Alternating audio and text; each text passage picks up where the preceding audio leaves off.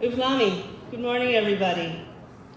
Welcome to the Beluga Summit 2 2025.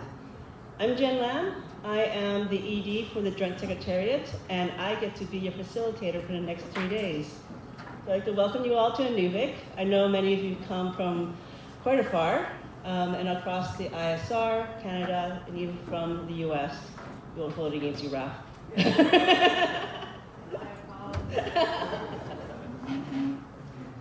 This summit's been a long time coming. I'm really excited. I know many of us here have been waiting for today. Just a couple of housekeeping points before we move on to opening remarks. Washrooms, if you haven't figured out, are at the back by the registration desk to the right, down the hallway. There's exits here, the front of the room and the back of the hall, as well as the way you came in. There's muster points in the parking lot. We have a number of Joint Secretariat staff in the room. I'm going to ask them to stand up right now so they can be identified by everybody else, JS staff. So if you have any questions, logistics, and such, please feel free to ask us, and we may not know the answer, but we'll find somebody who does have the answer.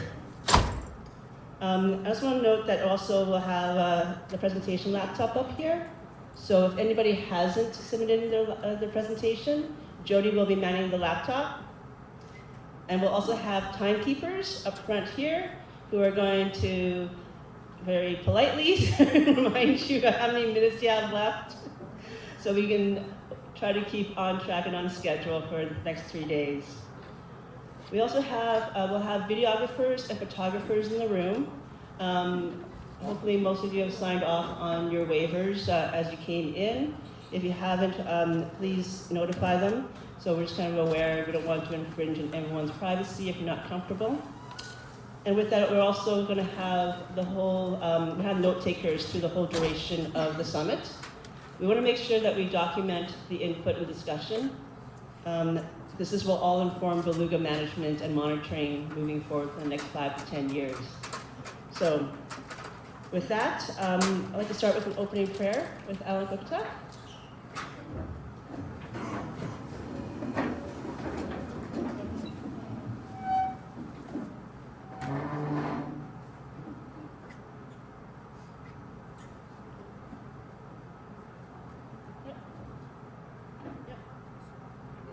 Good to go.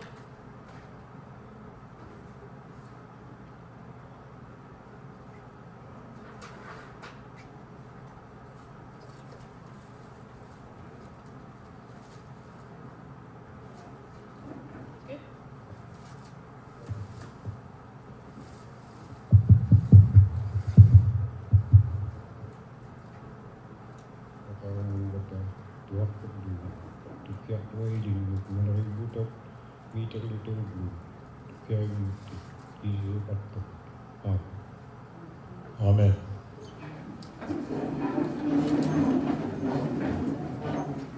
Thank you, Alan.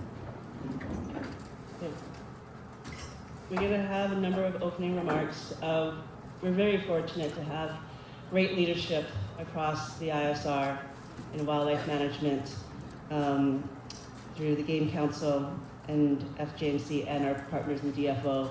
We have representation from all those groups here. So I'd like to start off with the Game Council Chair, Dean Airy, with opening remarks.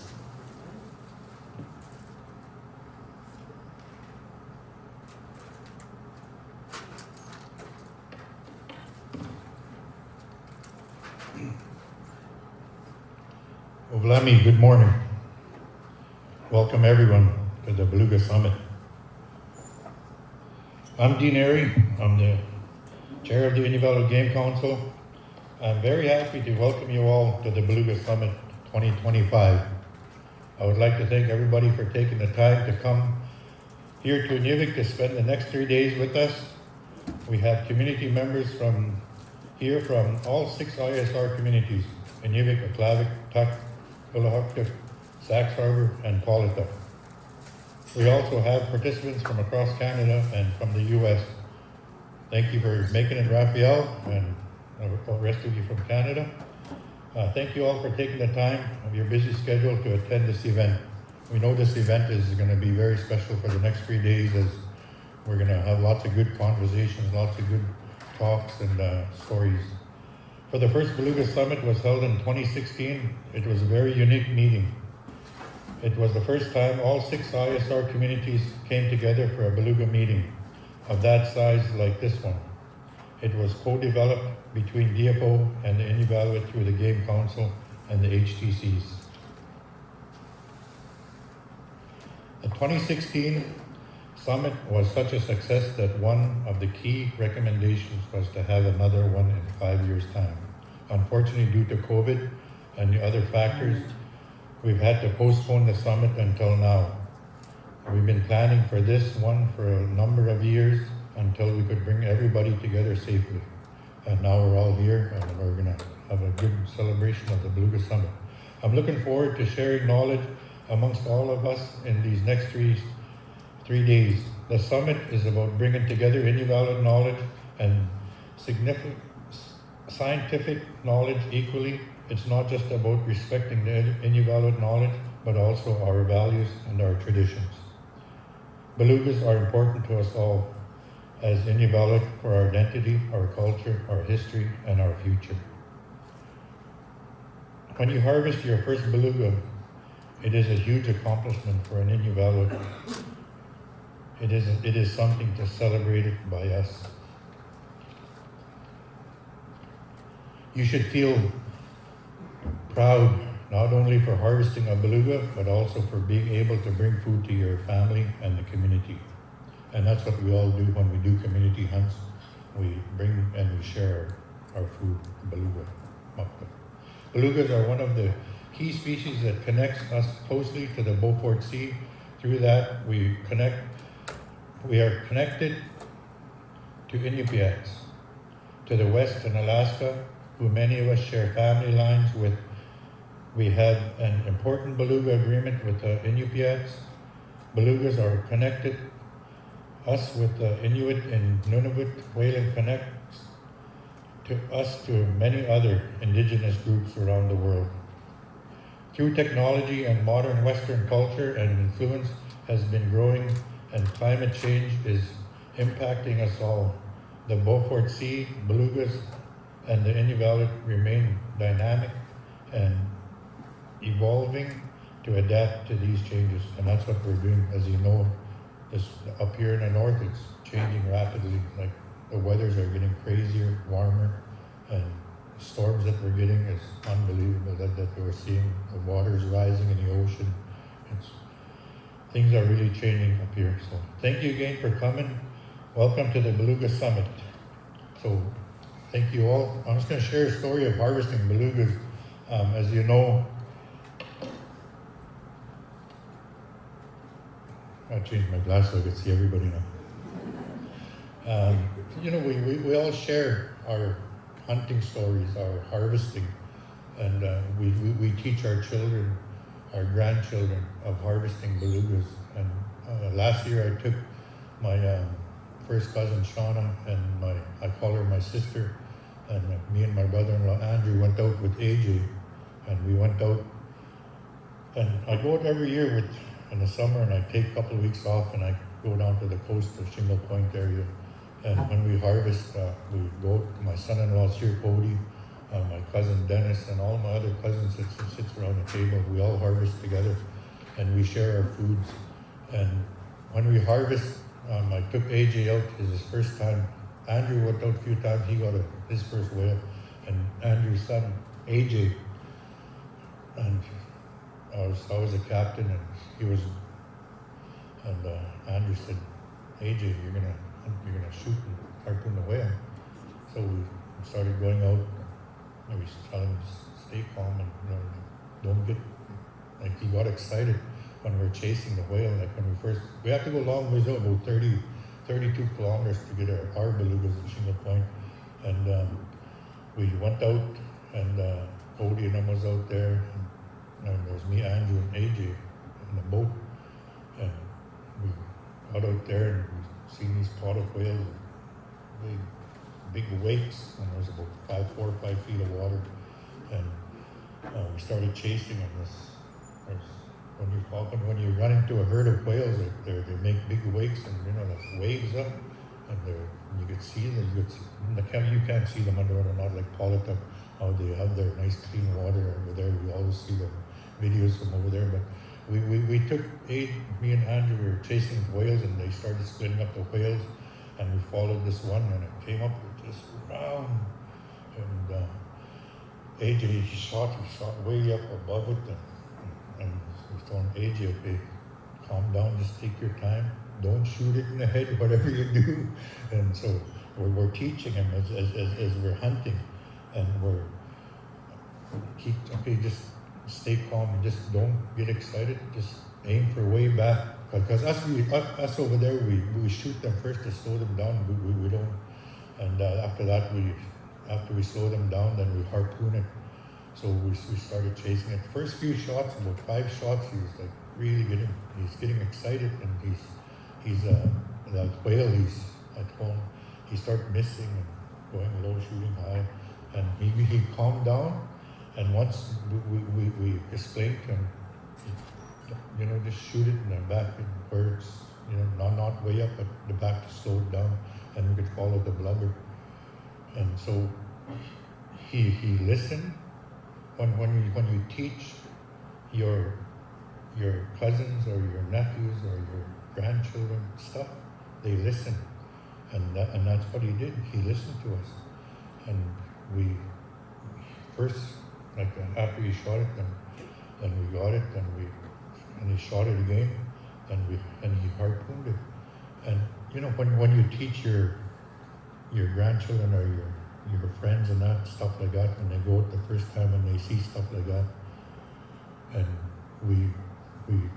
he harpooned it and he shot it, was like when we started towing it in, he was very excited, and like his first whale, and we shared it with Shingle Point and whoever's down there. We always share our foods down there. We share, and that's what we're taught and we're brought up, is we share our harvest with all our friends and family. We bring it back to the communities, and we share it. And with that first whale, he shared it with everybody. And so it was like a 14-foot-7 whale, and he was very proud, and I'm very proud of him today. And with Cody and my son, I take them out. So about every year we get a whale, or with someone else, with other family members. We always do that in the communities. I know that. In the communities, when they hunt, they share their food, and that's what we do. That's what we're learned. That's what we brought up by our grandparents, our parents, our family members. We go and we hunt with them. And I remember one time when I first went out with my dad and Joey and Jojo, I think it was, 14-foot narrow land boat with 20 horse Mercury. Me and my dad, then we went out. As soon as they run into whales, Joey jumped in with my dad, the late Joey, and me and Jojo, we followed them, and they start chasing, and we followed them. And that's where we learn, like things like that. We watch them, and they got whale. We went out from bird camp, and we went out there, and we got whale. And the 2 boats we pulled, it took us about 6 or 7 hours to tow that whale in. Back in the days, you had your little land boats and your canoes. Imagine it took that long, but then now you have these big outboard motors. It takes you an hour, 2 hours to tow it in. Sometimes in them smaller whales, you can get it right on top of water, flying, and now with the big motors that they have now. I just wanted to share that story. Welcome you all to the Beluga Summit. I'm excited for the next 3 days. Share your stories, share your everything. Meet new friends. That's what we're all here for, to meet and greet and to share stories. I thank you all for coming and making time to come to this Beluga Summit. Thank you.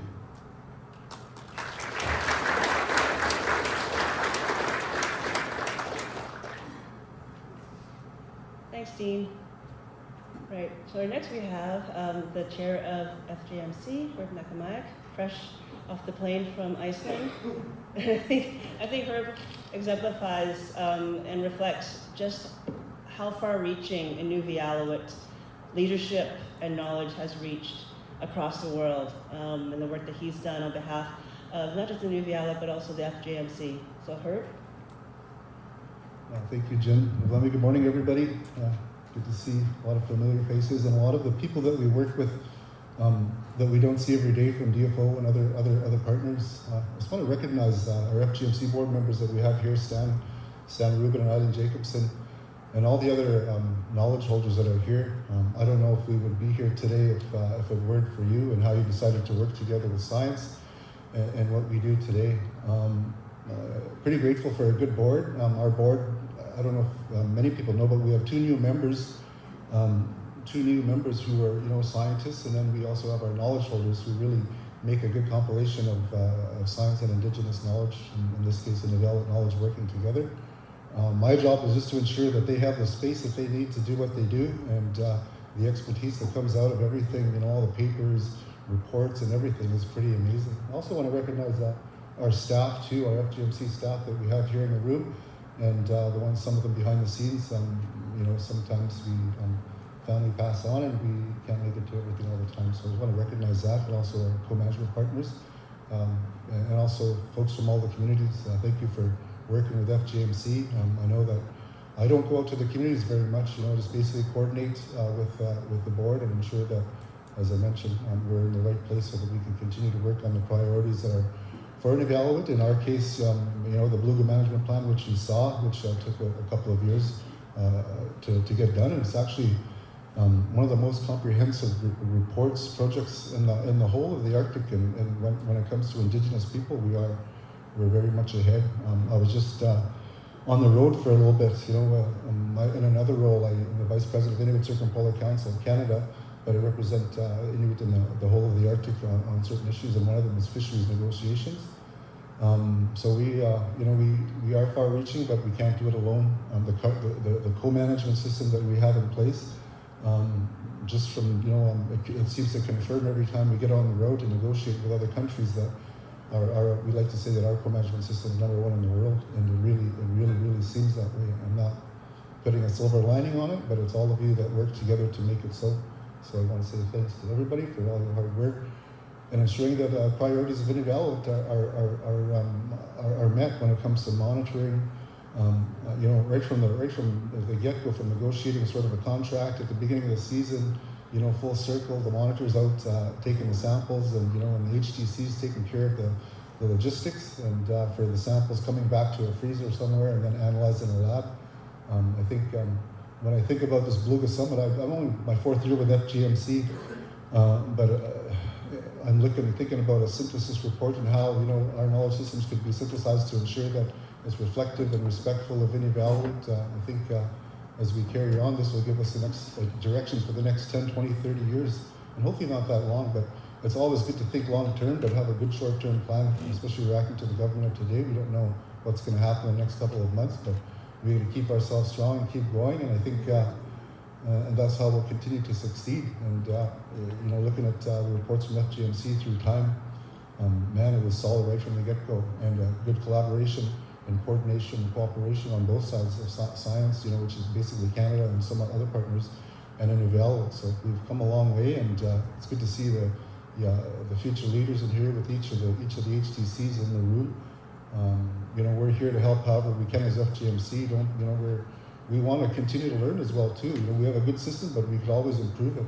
And sometimes those improvements come from places like this and forums such as this to really fine-tune how each of the communities could improve their monitoring programs. We have the Hendricks and Island program, and then we have the Beluga monitoring program. I just want to make sure that people aren't confused that those are the same thing, but our Beluga monitoring program, we do feed off of Lisa Lacedo and her team for their expertise. So it's not just one organization, it's multiple organizations working together to reflect Inuvialuit priorities and ensure that we're implementing the IFA with our program.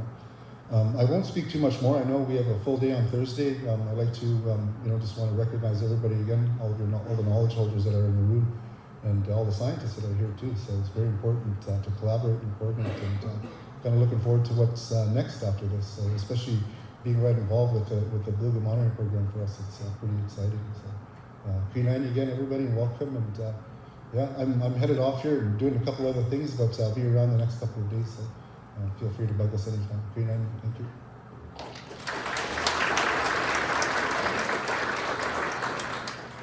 Thanks, Herb.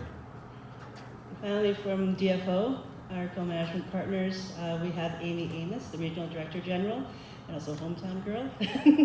I'm very happy to invite her and present her for the opening remarks. Ubwami, good morning. My name is Amy Amos. I'm the Regional Director General for DFO Arctic Region, Fisheries and Oceans. I am especially pleased to be here in my hometown of Inuvik and honored to be giving opening remarks on behalf of Fisheries and Oceans. First, I'd like to extend my thanks to everyone who made the journey here, whether from the Inuvialuit Settlement region, from across southern Canada, or from Alaska. It's wonderful to see so many familiar faces and new ones all gathered here for a shared purpose. I'd also like to take a moment to recognize and thank the elders, harvesters, and youth delegates from each of the communities, as well as our DFO staff, research collaborators, and all of our partners who have made time to be here today. Your participation, knowledge, and voices are essential to the success of this summit. This is the first Beluga Summit since 2016, which was mentioned previously. And while there have been some challenges along the way, we want to acknowledge the strong partnerships that kept this important work moving forward, even when we couldn't meet in person. Together, we adapted, finding ways to collaborate virtually, share knowledge, and advance critical research and monitoring programs for beluga. That said, being here today face-to-face is invaluable. The summit provides a unique and essential opportunity for Inuvialuit knowledge holders, researchers, co-management partners, and community members to speak directly with one another, share experiences and insights like we heard already today, and learn from each other in ways that simply can't be replicated in a virtual meeting. The summit also builds on a strong foundation set by the first Beluga Summit. The initial gathering was instrumental in setting the direction for research and monitoring over the past decade. This week, we build on that work, reviewing what we've learned and working together to reset and refine the priorities for the future. Since the last summit, much has changed, not only in terms of environmental conditions, but also within DFO. One of the most significant changes has been the creation of DFO's standalone Arctic region, which reflects the importance of Arctic issues and our commitment to supporting Indigenous-led conservation, research, and co-management in this unique and rapidly changing region.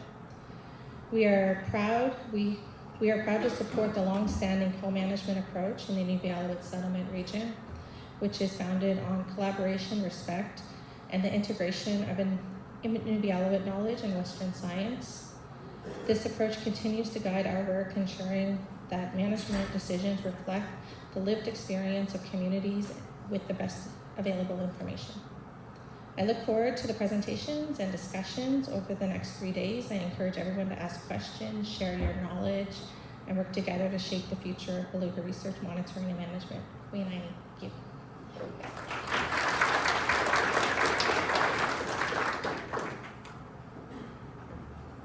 Thanks, Amy. So, while coffee's trying to make it through your body and course through your veins, I figured we'd get our hearts pumping with some drummers and dancers. I'd like to invite the Inuvik drummers and dancers to come down and welcome the summit.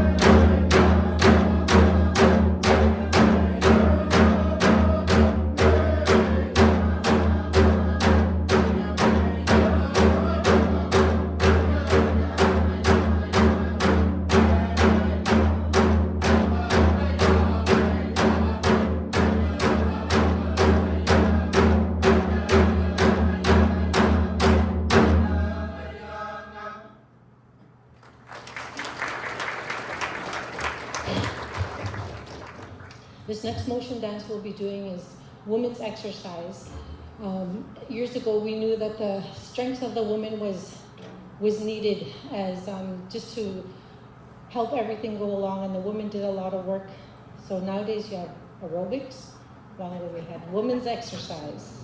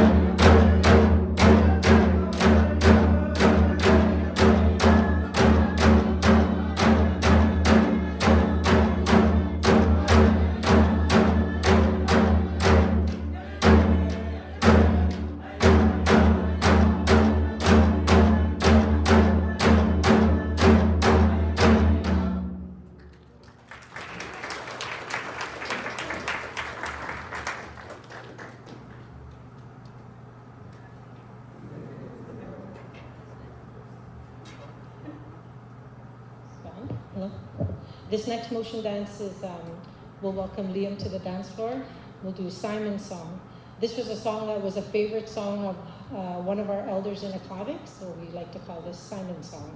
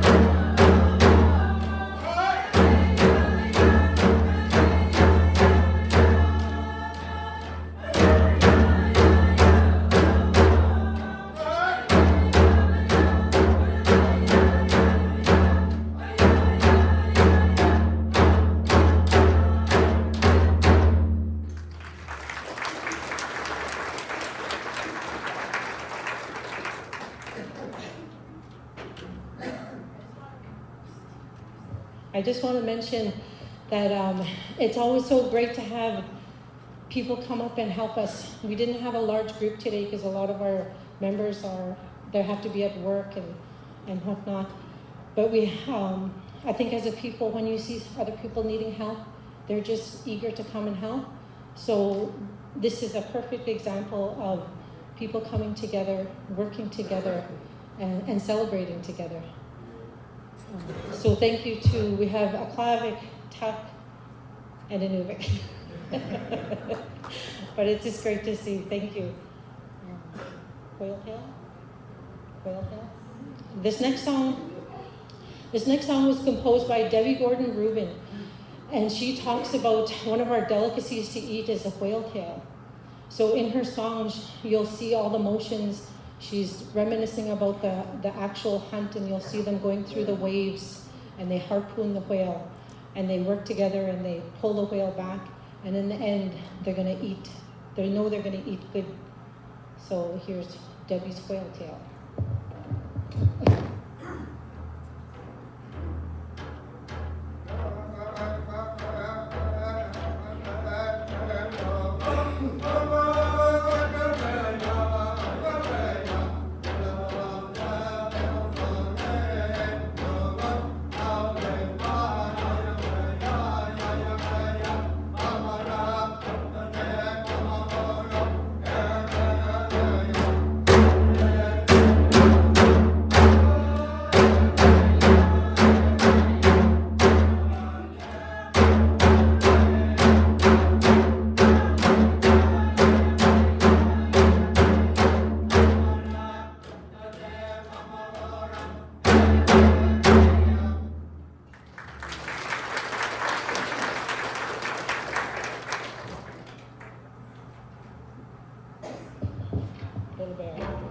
This next song we'll be doing is a men's dance, the polar bear song, depicting the movements of a polar bear.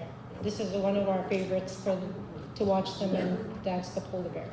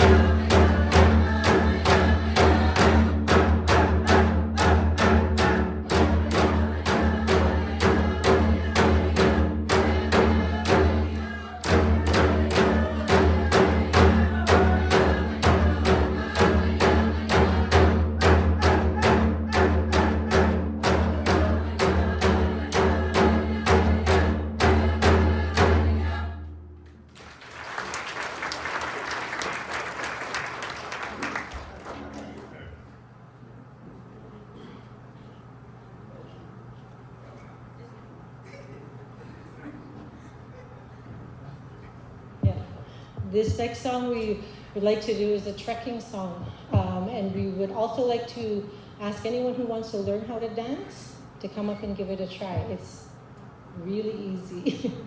The story behind this song was years ago when they were going from Herschel Island to Fort McPherson. They didn't have boat motors, and so they had to paddle a lot of the way. So sometimes when you come across a really strong current, you had to go to the side of the river and pull your boat. And sometimes you had to push away the willows. And then when you get to your ending place, you're all happy. So this is a really, really easy song. If anyone would like to come up and try. Not all at once, not all at once. But it's really simple. That way when you go home, you can say that you learned how to dance. And we'll be happy to teach you. Oh, awesome, thank you.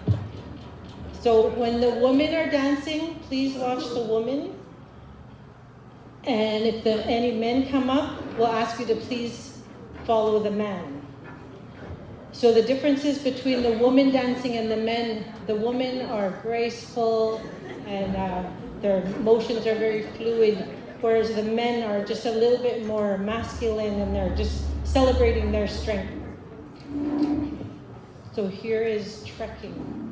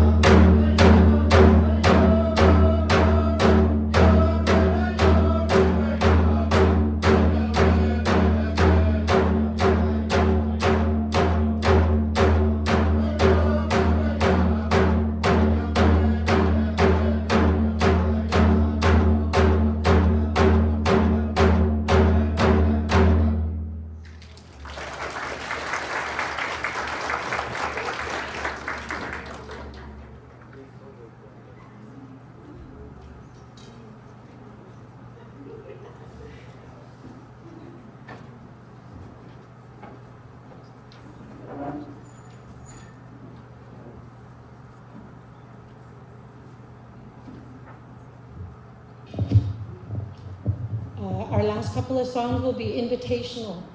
In this, we invite you to come up and dance with us. And thank you to all the dancers. You guys did great. Thank you.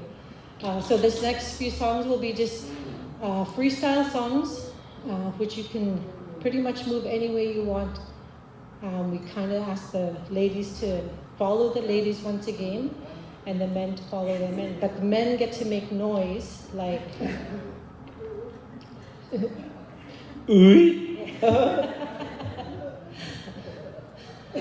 So we always have a lot of fun when we drum dance. So I mean, don't feel like you're not doing it right or whatever.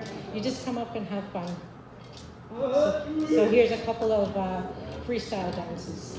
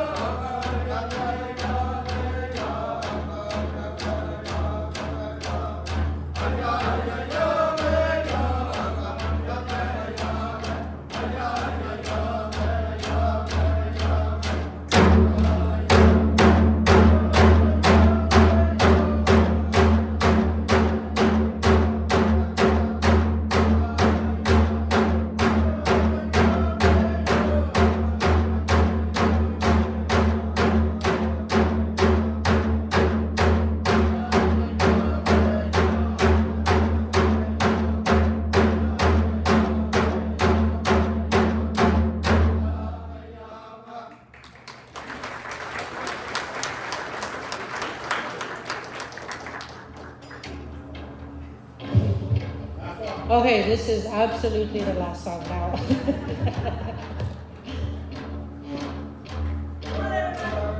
Good way to start your day.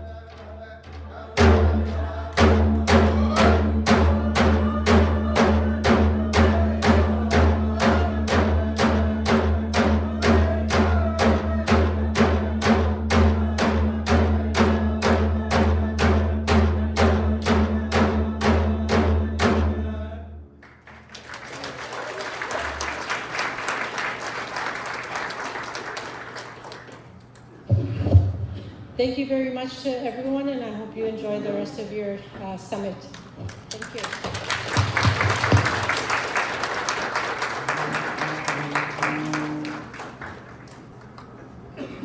Thank you to the Nuvik drummers and dancers. All right. So y'all awake now? Right on.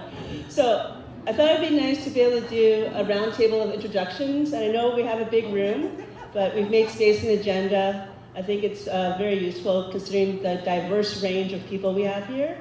That, you know, there's only maybe a handful of us that know everybody, and most of us are new to each other. So I'm just going to begin with this table here, and just introduce yourself and the organization that you're with.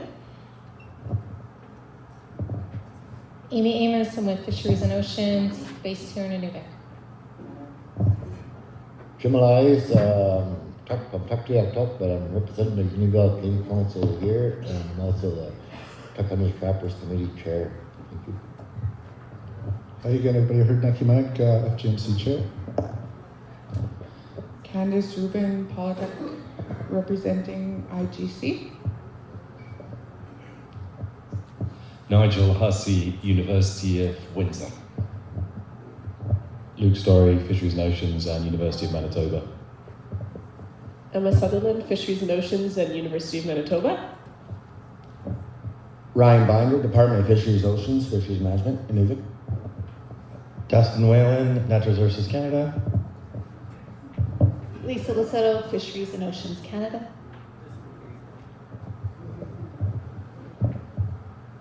She's sleeping. Clara Day from Inuvik. Good morning, Rafaela Stimmelmeyer, North Slope Borough Department of Wildlife Management, Barrow, Alaska. Warren Esau with the Sac Harbor Hunters and Trappers. Morning, Raymond Rubin, Chair with the Anuniagwanda Yuam Marine Protected Area. Cody Felix, Sac Harbor HTC. Hello, I'm Tony Lucas, Sac Harbor HTC. Good morning, Brandon Green, Polytech HTC. Good morning, Corey Rubin, Polytech HTC. Good morning, Starlet Rubin, Polytech, HTC. Good morning, everyone. Julian Green from Polytech, HTC.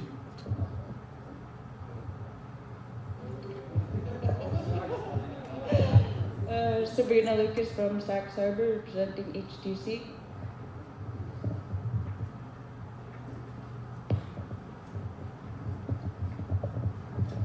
Jasmine Brewster, Fisheries and Oceans in Inuvik. Darcy Setzer, Fisheries and Oceans in Inuvik. Ashley Elliott, Fisheries and Oceans in Winnipeg. Amy Couture, University of Montreal Canadian Wildlife Health Cooperative. Kevin Scharfenberg, Fisheries and Oceans in Winnipeg. Laura Murray, Fisheries and Oceans, Winnipeg. Marianne Marcoux, Fisheries and Oceans in Winnipeg. Cody Malone, University of Saskatchewan. Amelia Dunphy, University of Montreal and Canadian Wildlife Health Cooperative. Antoine Simon, Fisheries and Oceans, Simons Fraser University and l'Université du Québec à Montréal. Kim Ovitz, University of Manitoba and Fisheries and Oceans in Winnipeg. Natasha Neves with Environment Climate Change Canada.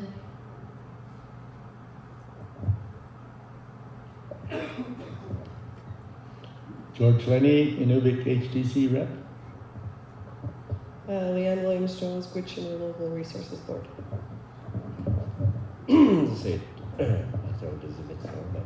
Good morning, everybody. Welcome to the summit. Jimmy Kleinick, the president of Inuvik Hunters and Trappers, and welcome everybody. David Hamilton, Gwich'in Renewable Resources Board. Good morning, Inuit. Alan Pukuta. Good morning, everyone. Elliot Malukak from Ulukaktok OHTC. Hello, everybody. My name is Nicholas with the OHTC in Ulukaktok. Buddy Alikomek, Ulukaktok HTC. Janine Harvey, I'm from Ulukaktok Inuvialuit Game Council. Kendra Timiak, I am a wildlife biologist with Wildlife Management Advisory Council of Northwest Territories. Good morning, everyone. My name is Kayla Hansen-Craig. I'm the Marine Protected Area Coordinator with the Joint Secretariat here in Inuvik. Welcome.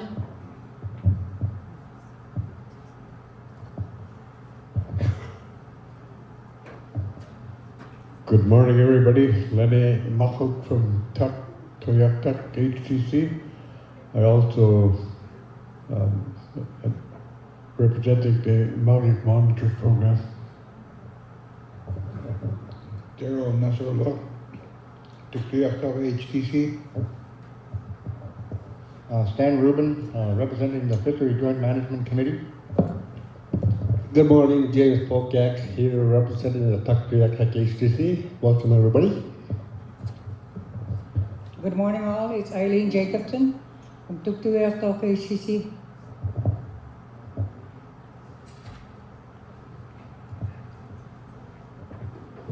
Good morning, I'm Adam Morris from the Northern Contaminants Program in Ottawa.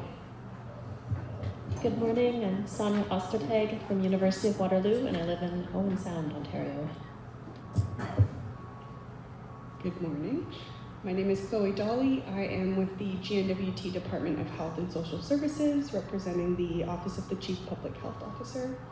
I am here from Yellowknife. I'm excited and honored to be here.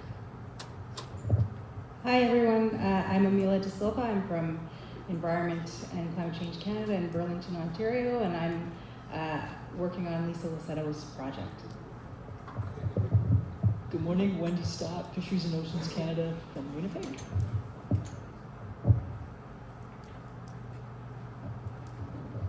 Good morning, Faith Ward from the Aklavik HTC. Good morning, Meredith Miyuk from the Aklavik HTC member. Good morning, Dennis Harry with the Aklavik HTC. Vernon Amos, Environmental Impact Screening Committee. Good morning, Cody Kogiak, Aklavik HTC member.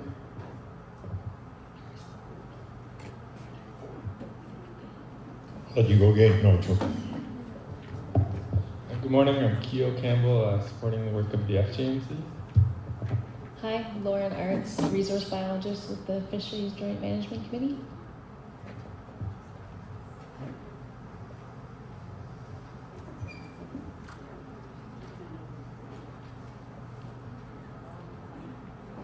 A long trek. I also had a long trek. I'm Rachel Jones. I'm a communications advisor with Fisheries and Oceans Canada from the Great Lakes region in southern Ontario. Good morning, everyone. Jason Stowe with Fisheries and Oceans in Winnipeg. Good morning, Shanda Turner with Fisheries and Oceans here in Nunavik. Good morning, Shannon McPhee with Fisheries and Oceans based out of Winnipeg. It's such a privilege to be here today. Morning, Anita Rubin with the Joint Secretariat HTC Liaison.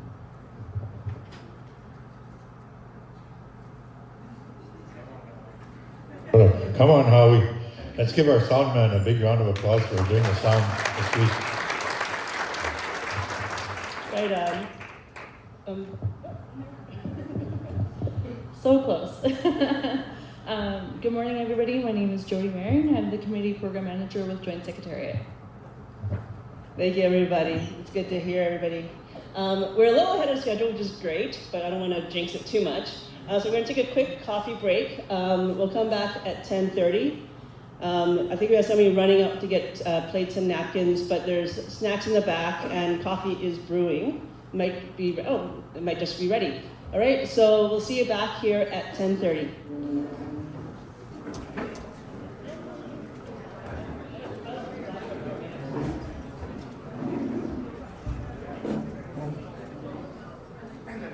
All right, so before we get rolling into the community presentations, I'll take a minute and kind of set the stage, do a bit of recap of the first Beluga Summit for those that weren't here, and give you some insight of what happened there and what came out of it.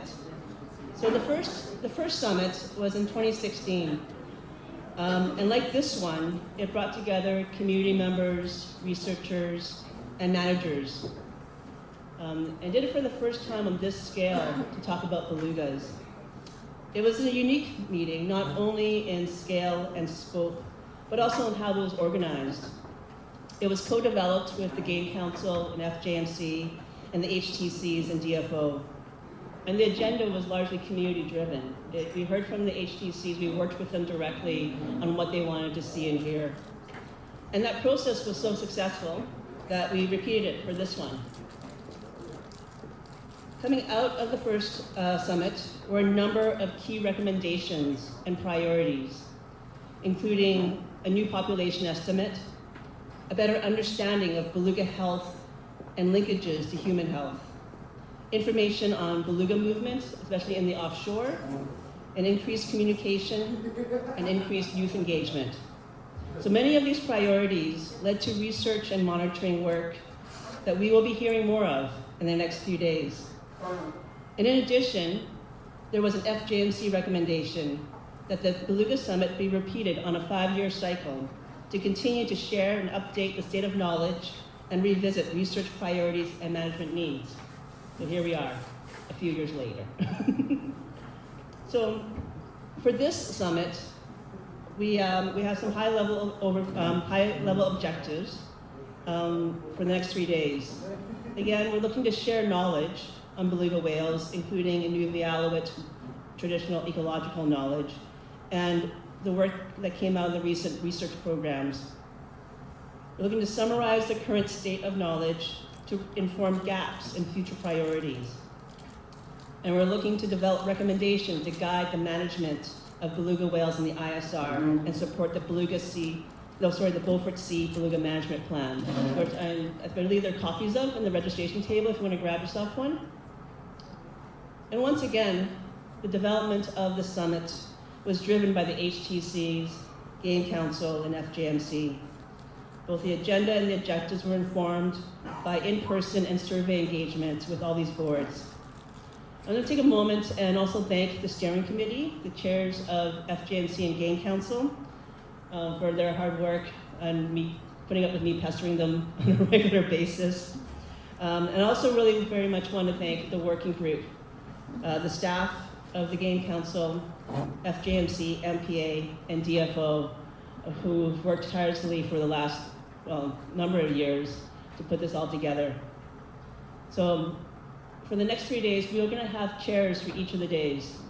For this one, this is a community and culture day, so we're going to have the Game Council chair, Dean Airy, chair today for us.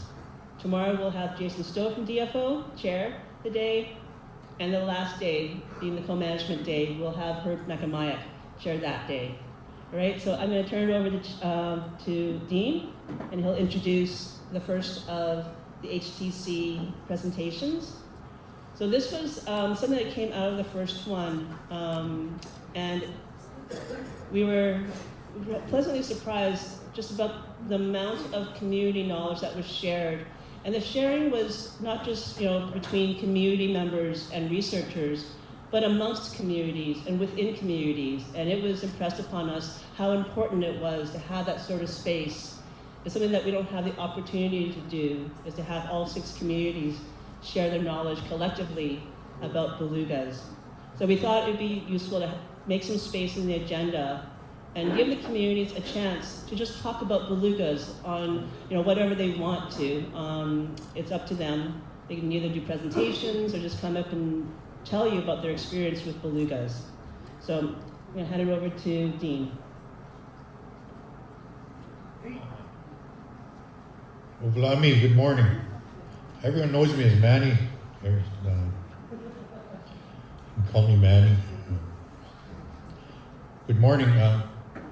As you see today, the agenda up on the screen here, community perspective on beluga presentations from community delegations. I'm just going to go down the list. I'm going to call up a Klavic Hunters and Trappers Committee.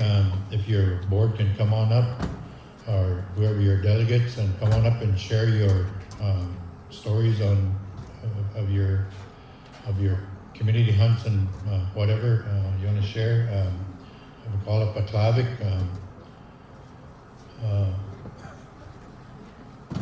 If a Klavic wants to come on up, calling a Klavic, come on up. President of the Klavic Hunters and Trappers, Dennis Airy. I see Cody, Faye, Mary Ruth. Come on up and set the tone for the stories and everything. Come on up. I'll turn the floor over to you. I got nominated to talk. Didn't even know.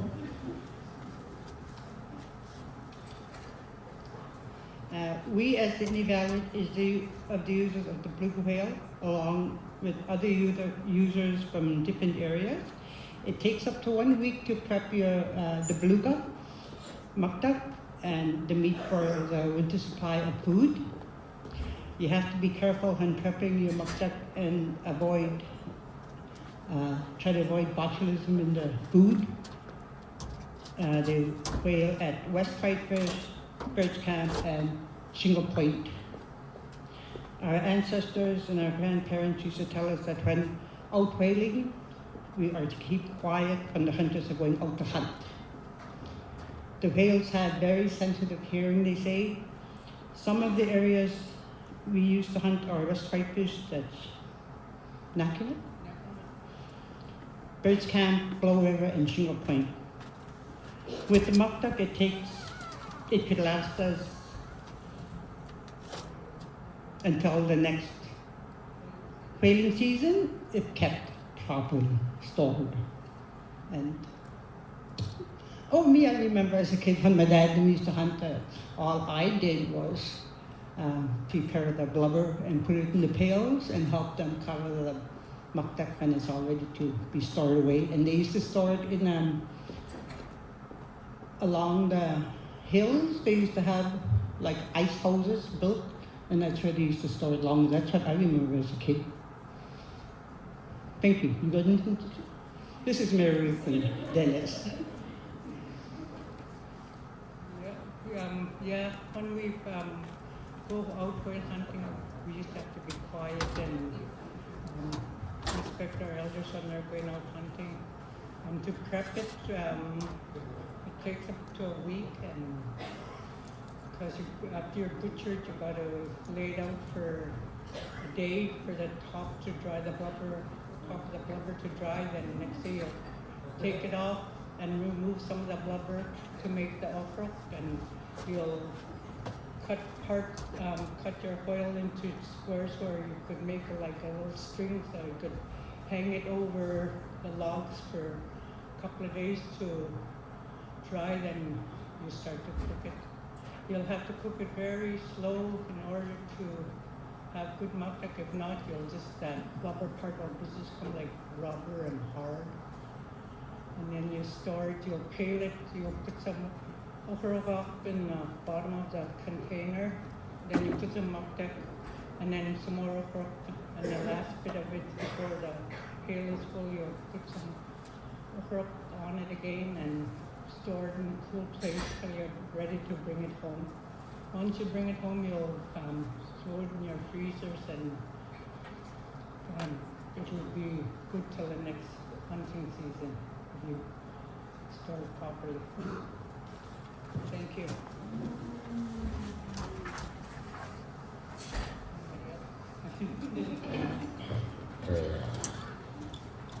Today, our hunting really changed from growing up. In our past, we used to hunt as a group. Now today, it's just one boat go out and hunt. We get that traditional hunting practice back. As the whole community go out as a community hunt. Nowadays, there's only weekend hunters, and there's very few that stay out and prepare their maktak, get it ready for the winter. Nowadays, the hunters, they just take it and they peel it and they bring it home. In the past, everything was prepared at the whale job.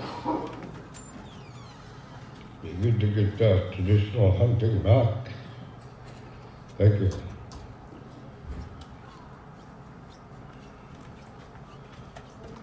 Morning, I'm Cody Kogiak, an HTC member, and I was a senior beluga monitor for the last 3-4 years. I did 1 year on mainland and 3 years at Shingle, and behavior on the whales we noticed with sonars. I did a sonar project in Klavik a couple of years ago through Dustin Whalen, and we were talking about that other day in a meeting, and I was telling them just from seeing those sonars on in my boat to not having it on, you can see the behavior on them with the sonars on, and as you're going, you can see the behavior on them. When you get up to them and they're on, they separate faster and they go their own ways. And when you don't have them on, they make a circle around the boat and they get back together.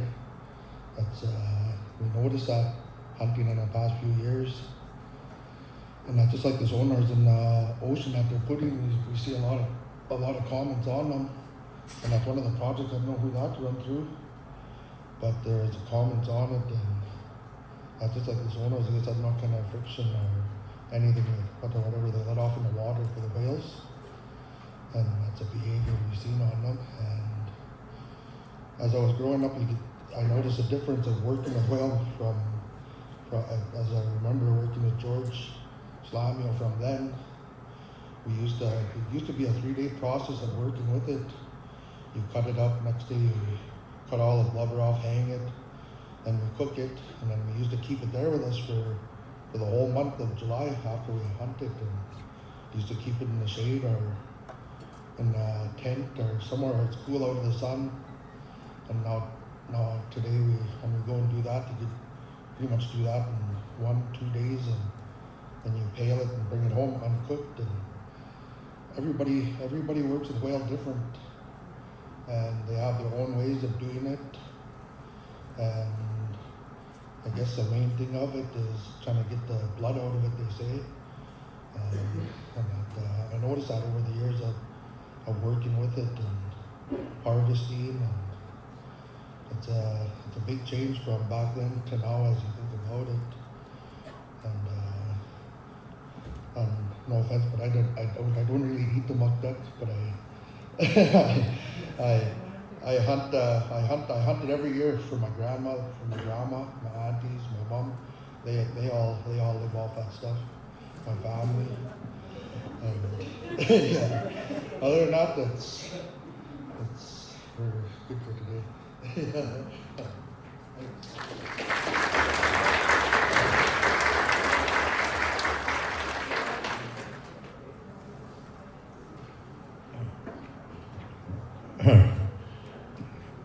Every summer, me and my son-in-law Cody, and we hunt lots together, and we share everything. We share our food, and like he said, back in the days when, like even Cody, like he's young yet, and like he's seen a lot of changes, and I seen a lot of changes. Where you used to be able to, where it was cool in the summer, you used to get 20, 25 above.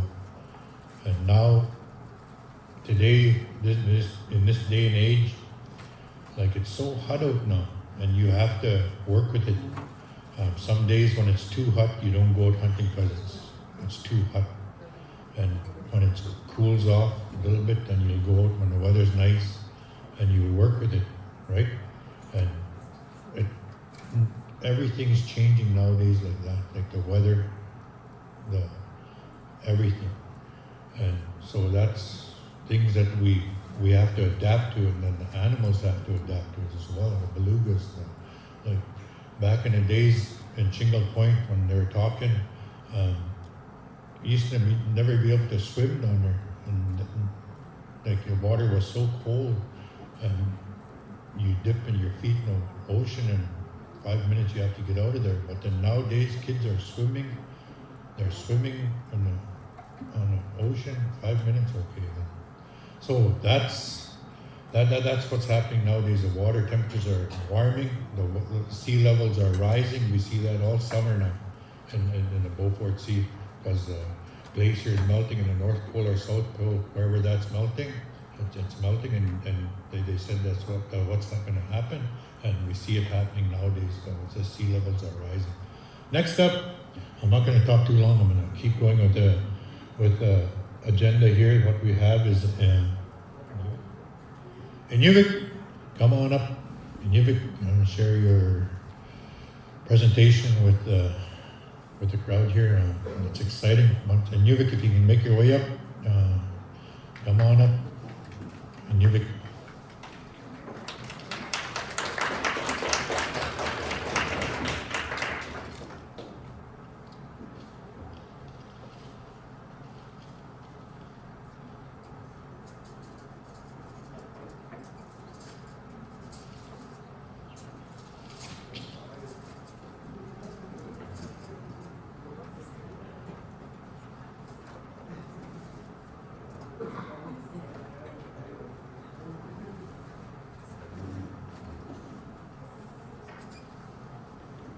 Hello, my name is George Lenny, son of Sam and Margaret Lenny. I was born in Cloud, raised in Bull Cortez Delta region. I have 7 brothers, 2 sisters. Our family has been going to Whitefish ever since I bought my first boat in 1991. We usually stay about a month or more, go whaling, fishing, berry picking, hiking, checking out everything. Our worries and problems just evaporate as soon as you see whitefish. And it's the most relaxing thing I do every year for a whole month.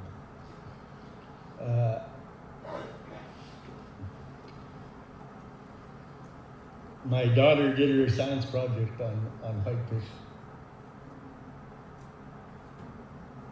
when she was grade 6, I think it was. That's all. And my brother has done some whaling art, and he gave me this antler, and there's the colored one on the back of your sweatshirts.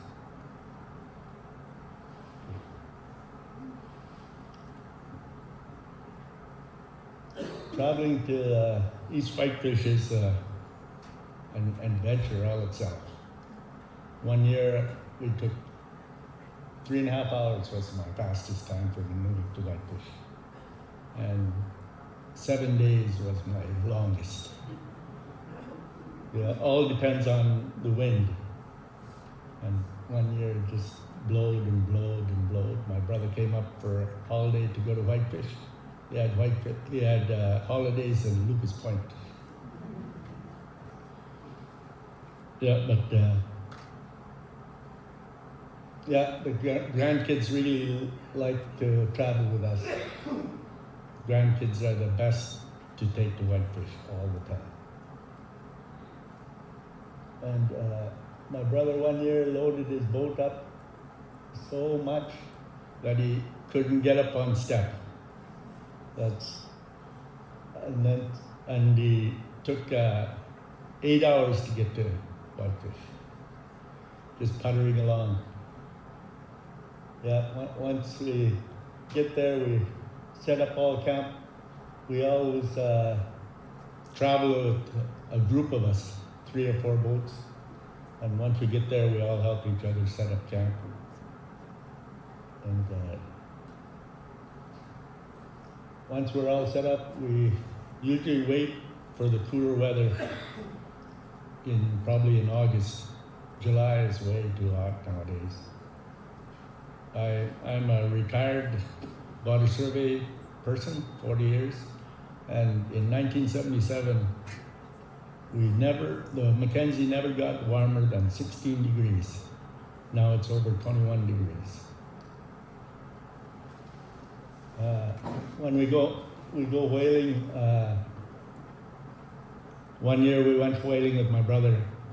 With the bigger boats now, you tie the back tail and the front to the head and you could cruise at 10 to 15 kilometers an hour with the bigger boats, that is.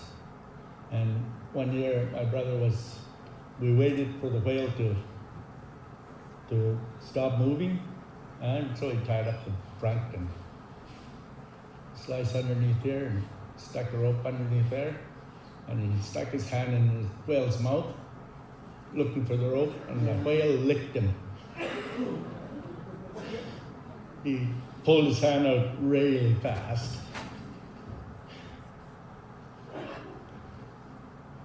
Once the whale are harvested, the real work begins. Everyone in camp grabs a rope and pulls the whale up highest on beaches you can get. And it's like, I don't have to describe it because everybody else did already. But it's, we cut it to small pieces and put it in pails, and we run it all to town. Freeze it right away. We don't cook it or nothing. We just, one guy loads up the boat and takes it to town. And put it in the freezer. And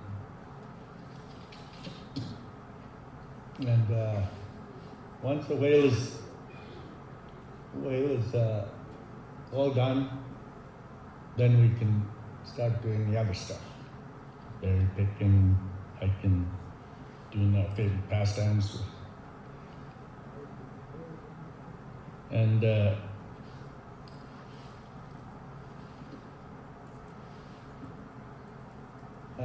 my dad is the one that taught us all. He was very, very knowledgeable about everything. And he was always first one there all the time and waited for everybody. One year we were all there camping. We decided to go home. We jumped in our boat and went home, all 5 boats.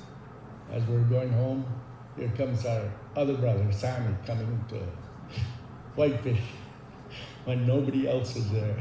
So he just kept on going and went to Whitefish. Yeah, one year I went whaling and I ran into a very aggressive whale. It started chasing me. And I couldn't kind of get away from it because it was very shallow water that time. And so it came up beside me and slapped my boat with its tail. My whole boat just went like this. There's a big black mark on my boat for a year. And it left that whale too aggressive. And he kept on chasing me too, wouldn't stop. So full blast took off, left it behind. But there are aggressive whales there, just like people. There's some bossy ones, some not so bossy ones. And it's getting very lots of landslides up there too. So it's okay. I just got flash retard. Once the sun starts to set, the sunsets are the longest in the world. 24-hour daylight is great. I was born and raised in a delta. It's very, very weird for me for it to get dark in the summertime. And thank you for listening to me.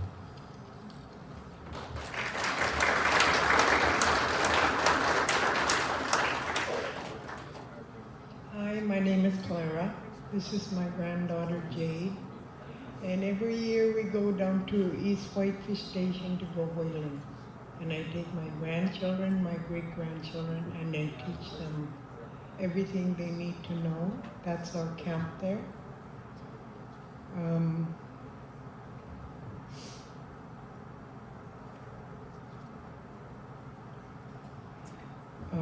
Traditional values of beluga whales, teaching our children to survive on the land and properly prepare the catch, knowing how much to harvest was taught by our parents, our grandparents and great-grandparents, harvesting them from July to August. Beluga whale is our source of food for the long winter months. We have vitamins that we need to nourish our bodies. This is my great-granddaughter. Beluga liver, skin, and blubber are excellent source of vitamin A. Vitamin A keep. Okay, I'm getting nervous. Tongue tight to boot.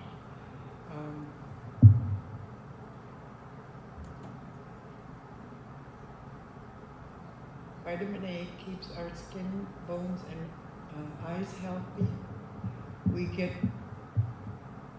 can get important amounts of vitamin A, C, and B, and protein from the skin of mukta. Dried beluga meat is an excellent source of iron. Iron helps make healthy blood that flows through our bodies, gives us energy to be active and grow strong.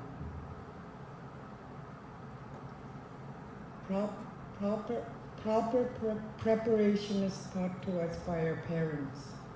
It takes about a week to have all prepared and ready to freeze for the long winter to come.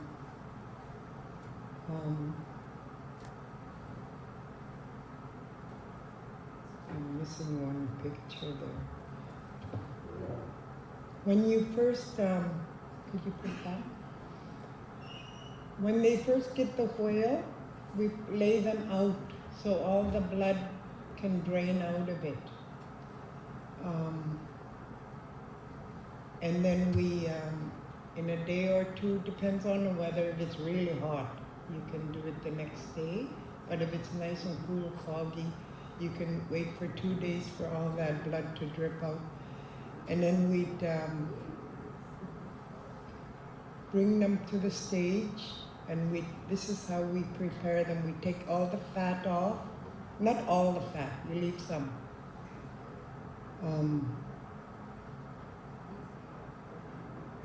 And then they have to wash them. You have to wash them really good, really squeeze to get the blood out. It's really important to get the blood out because it will cause botulism if you don't store it properly. Botulism can make people very sick and can cause death in some cases. And there has been, in the past, there has been death from botulism. Botulism bacteria produce no flavor or smell, so meat can be poisoned and you would not be able to tell. But as you work with the animals, you will be able to tell if it's spoiled. And there are some that don't really know, so they just eat it. So you have to know about these things, and the only way you really can learn is from the hunter or the elders.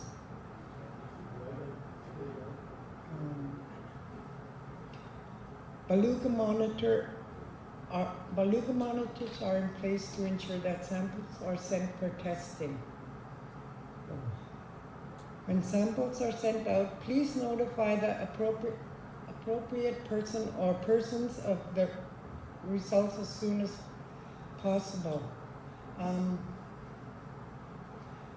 They've sent many samples out in the past, and they got so overstocked on them, they couldn't even work on them. But we would, as a whaler, I would like to know if there's anything wrong with the whale or the meat, because I eat it, they don't. So we should be able to know right away if there's something wrong with it. Not a year later or 6 months later. Having years of untested, that's what I was talking about there. Having years of untested samples is not helpful for those of us who harvest the beluga. We need to know immediately if there are any illnesses. It's important to test the samples promptly. If something is wrong with them, we have the right to know. Decision makers who choose not to disclose issues to prevent panic are not the ones consuming the whale. We are. Please inform us as soon as possible. To ensure the health of our whales, it is crucial to prevent oil spills and avoid You can read all that. Did I have any? Oh, okay. Our ancestors passed on the proper way to harvest the whale. Take the harpoon with the skin floats they use, which help keep the whale afloat and prevents losing it in the deep waters. Nowadays, guns are used along with the harpoon and float. Harpoons first, then shoot. We were taught if we harpoon them first, we won't lose them. Plus that float slows them down because they're pushing against the water, that float, while the whale is pulling it. Then you'll have a better chance to shoot it right away. And you're right, don't shoot it in the head. I think my first whale, I shot it in the head, I don't know how many times, and it wouldn't die. These are pictures of my children, my grandchildren, my great-grandchildren. This is what they learn down there. Down there, they're free to be who they want to be, and they ask questions, and even how small they are. Like I had a 6-year-old, she wanted to cut fish. So I said, okay. And today she's the best dry fish maker. It's really important to teach our children. If they ask, tell them. Be honest with them. They also learn to get wood.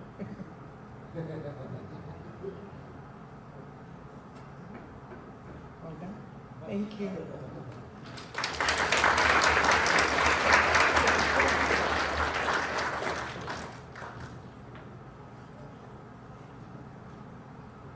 Good job, presentators.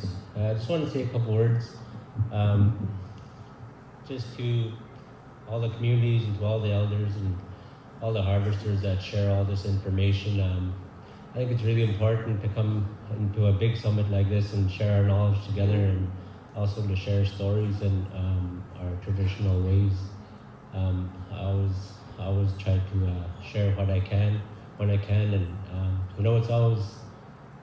it's an important practice, and we take the time to do it, and sometimes we don't have the time to do it.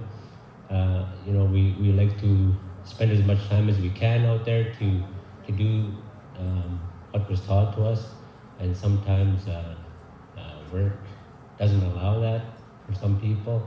And whenever you have the time to do it, it's good to get out and do it, like some of the people and the presentator said, that it just brings you back to your feet and back to your ground roots, and it just refreshes you, and when you get back to town, you're ready for another year of whatever's coming at you. So thank you to all the elders and to all the knowledge holders for coming in and sharing, and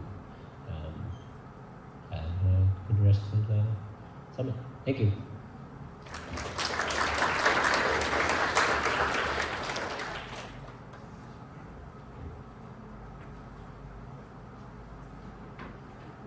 Thank you, Inuvik, for your presentation. A lot of good stories. It's good that all the researchers here of how we prepare and how we hunt and all that. It's good that you're seeing all these pictures of how to prepare and to look after your beluga whale after you get it. Lots of work, lots of fun to hunt it, lots of work after that. Next up we have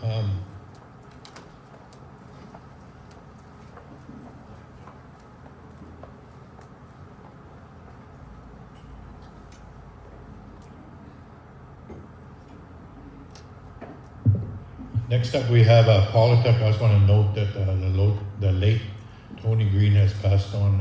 We just heard last week, and I just want to acknowledge him, and because he has a lot of knowledge of hunting and all his sitting on co-management boards. I just wanted to acknowledge him, and the late Tony Green.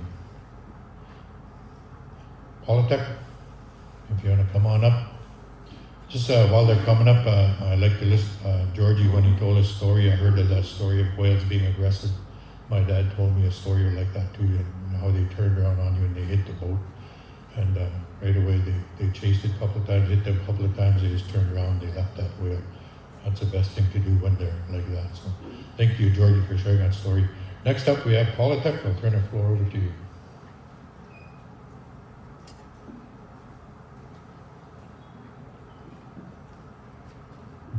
Morning, everybody. I'm Raymond Rubin. I am on board of directors of Politics HCC, and I volunteered to begin our discussion. I understand that there will be some video and photos as well. but just a few words before we put that on. I think as a community along the coast, we're really fortunate that we're able to harvest annually, for ourselves and the community.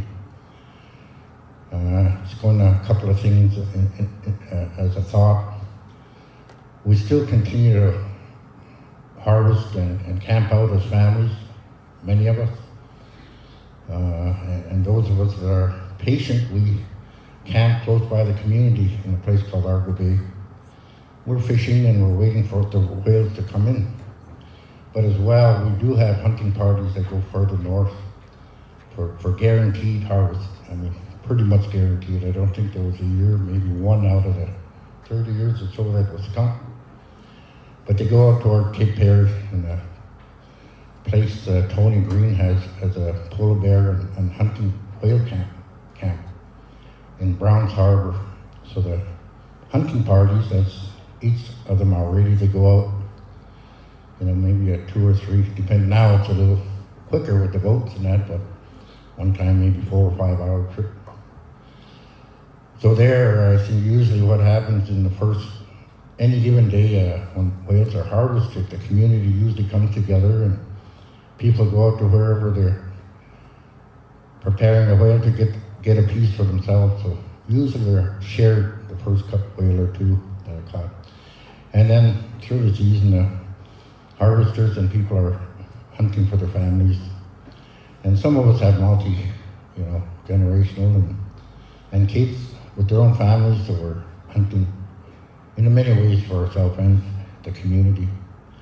Just a quick story relating to hunting. Way back, I think it was in the 90s, we were camped at Pummacock. It's just about 5 kilometers from John and Greens Bay. And we also had another hunting party at John and Greens Bay. And they were lucky enough to get whales before us. We were stranded for about 5 days in our camp. And we didn't know why.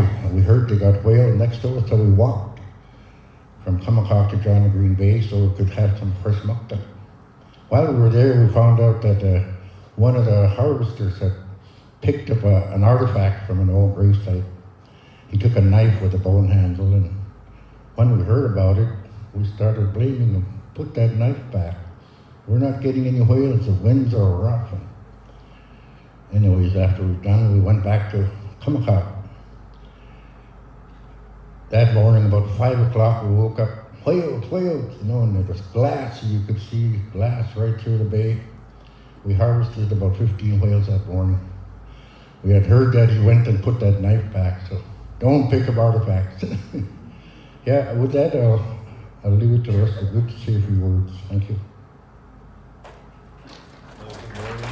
My name is Phil Rubin. I'm a young subsistent harvester from Polytech.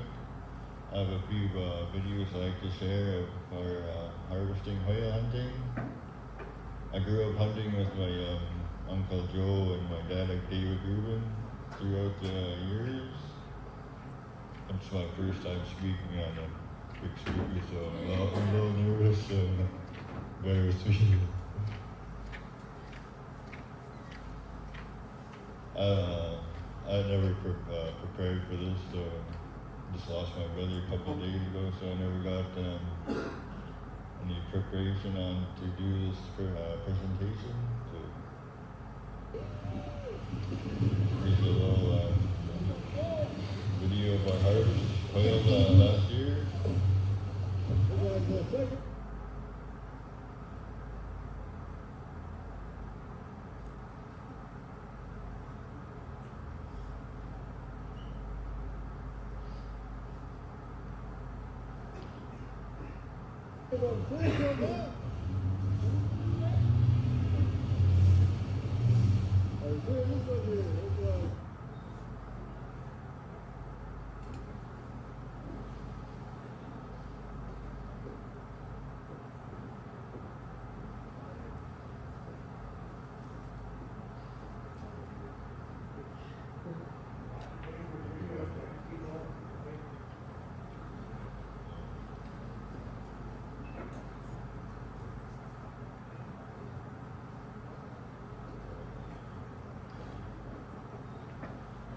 Hello everyone.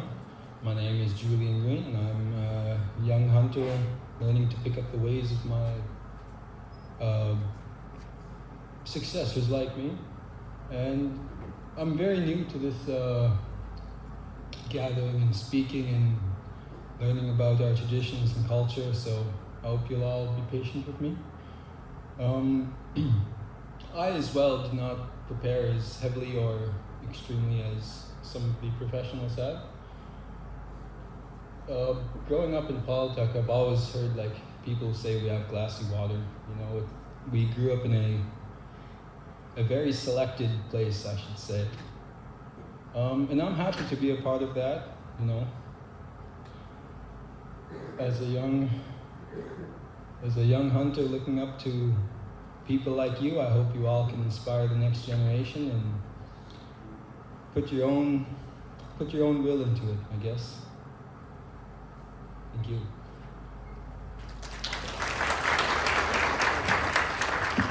Hello, my name is Starlight Rubin. I'm from Polytech under the HTC.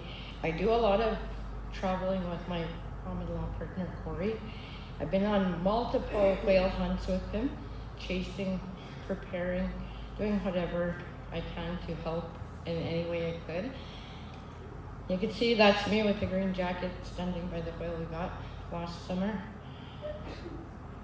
Once the whale is harvested, they do bring it up. We all drag it up inland. Once we're ready, we cut it into squares. We take it off, and we soak the muck duck for a day in the water. Then after that day, we bring it up, we drain it, a few more hours, work on it, get all the membrane out, and we hang it.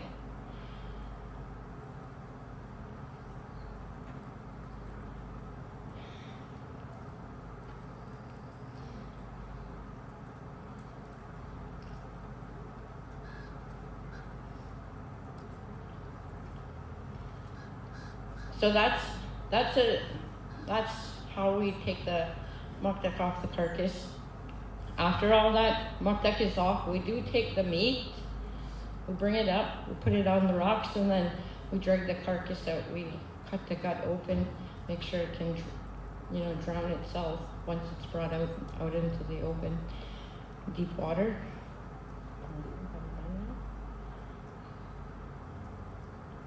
And I think that's pretty much it. Thank you for listening.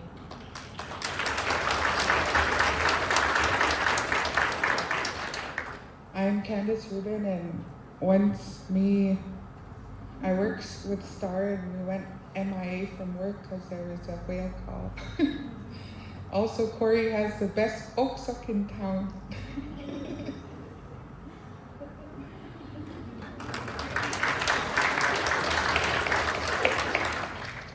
Kanok died my Inuit. Sorry, I kind of lost after I lost my grandfather, Tony, and my grandson of him. So,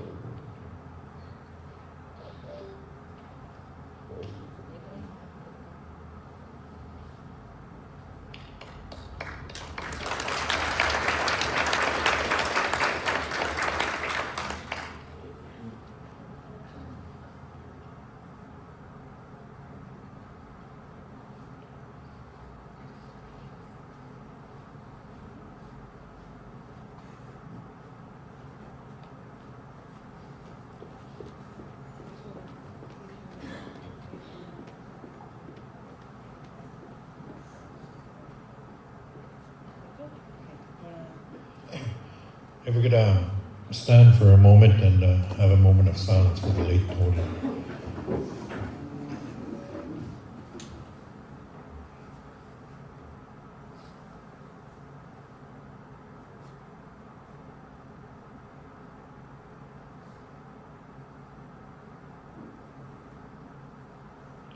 Thank you very much.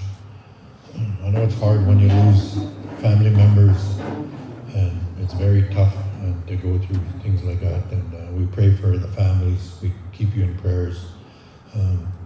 We're gonna keep moving along. We're gonna do a group photo. If you all can come on, we're gonna do it up here. come on up here, and you see all along the side, there's posters of all the research work that's going on in the ISR.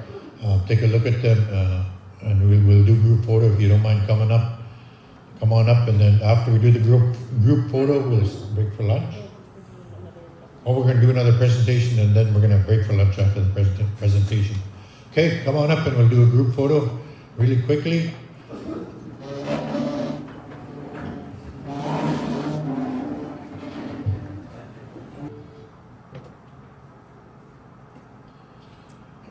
We're going to do a memoriam for the late Frank Pokiak Fraser Ungusup Memoriam.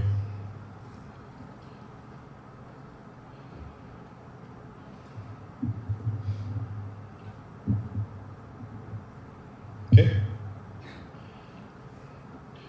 We'd like to take some time to remember two very important members of the Beluga monitoring family, Frank Pokiak and Fraser Ungusup, who have passed away since the last Beluga Summit. Both are reminders that community monitors are the backbone of this program. Many know Frank from his decades on co-management boards and his multiple terms as IGC chair. For over a decade during the summer, he and his late wife, Nellie Pokiak, were the Beluga monitors on Hendricks Island. Together, they were pivotal in the evolution of the ISR Beluga monitoring program, guiding the research and advocating for the inclusion of the Inuvialuit knowledge and collaboration. Frank was always generous with his knowledge and time. He mentored many other Inuvialuit Beluga monitors and youth, but also provided wise guidance to many researchers that would come to work on Hendricks Island. His perspective balanced both local and global views, which benefited not only the Beluga monitors but co-management in ISR across Inuit, Nunavut, and internationally. He loved being a harvester. He loved the ocean and the land. He also was ready to share a story and a good laugh and food with everybody and anybody.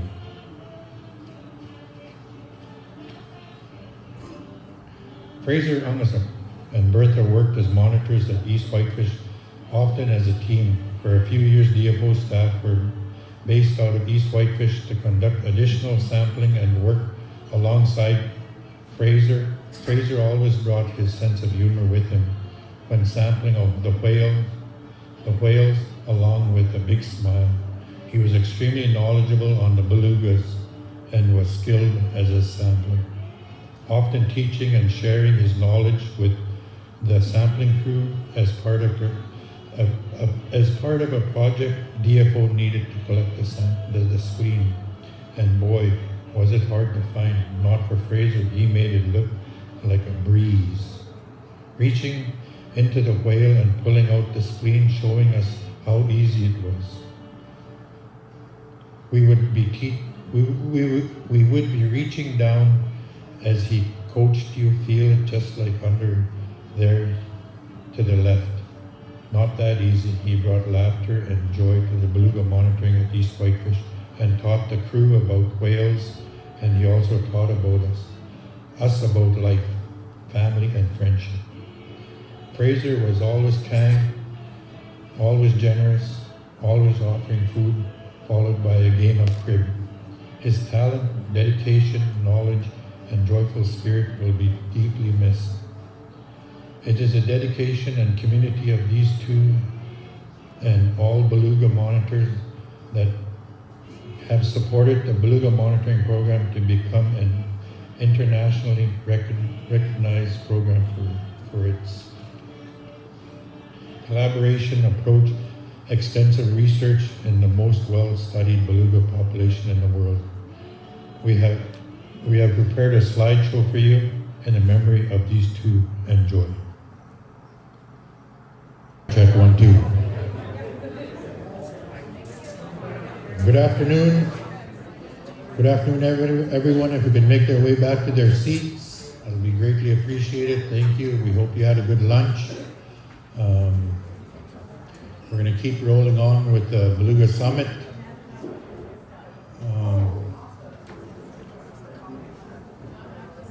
George, just let you know that we'll let you finish off your slides after Ulahaktuk. Okay? Thank you. Yep. Next up, we have Sax Harbor to come and share their hunting and stories of beluga whales. Sax Harbor, if you're here, you can make your way up.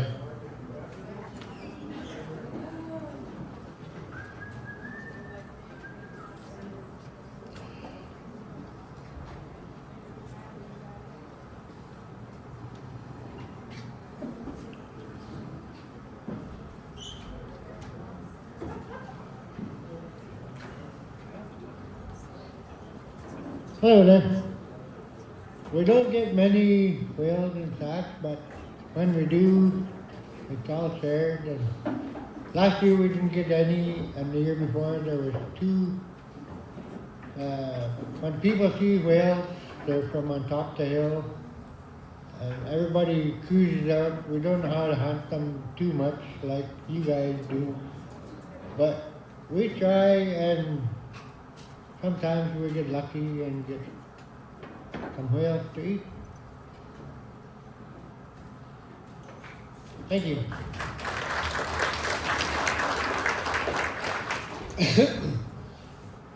I'm from Duck. I was raised in Duck, but I lived in Paulatuck and now I live in Sax Harbor. But growing up, I watched my parents, my grandparents prepare mud duck. In each community they do it different. I noticed in Duck, like when we hunt whale in Duck, it's murky water. And then when they do get the whale, I noticed in the Duck we leave it on the beach overnight. Next day we hang it, and you could cook it or put it in pails. And when I hunted in Paulatuck, I saw the big difference. It's clear water, so you can see the whales out of the boat compared to the Delta. And when they prep their whales over there, I learned to leave them in the water for a couple of days. And then when they're done, they pull them out, they leave them on the beach for another day to dry them out. And Sax, I've been there for 3 years now. I haven't seen any whales there yet. Hopefully in the future we'll be able to get some whales on the way.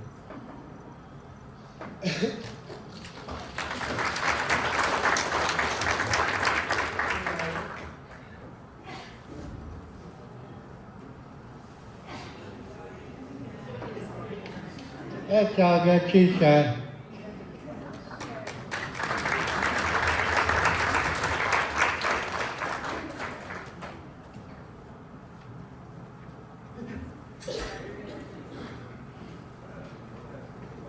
Thank you, Sax. I'm glad you're seeing whales. Hopefully you harvest them soon. Hopefully they come right close to your community and start harvesting. Next up we have Tuck. Tuck to Yuck. If you guys want to make your way up and share your beluga stories and harvesting.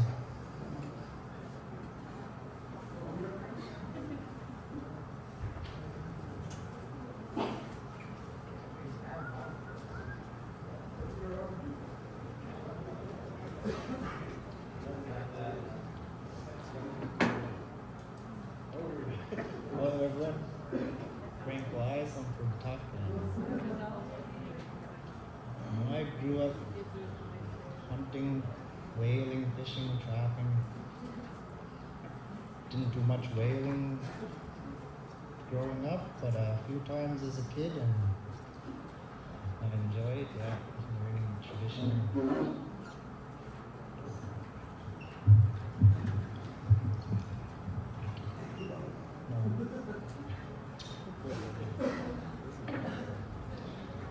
Thank you, Frank. Frank is our future leader of the Tuck HTC. Let's give him a big hand. It takes a lot of courage to come up and speak in front of crowds. We have a video presentation. Okay, while they do that, maybe I'll tell you a little story. I grew up in Sax Harbor, so I can relate to what the Sax guys are talking about.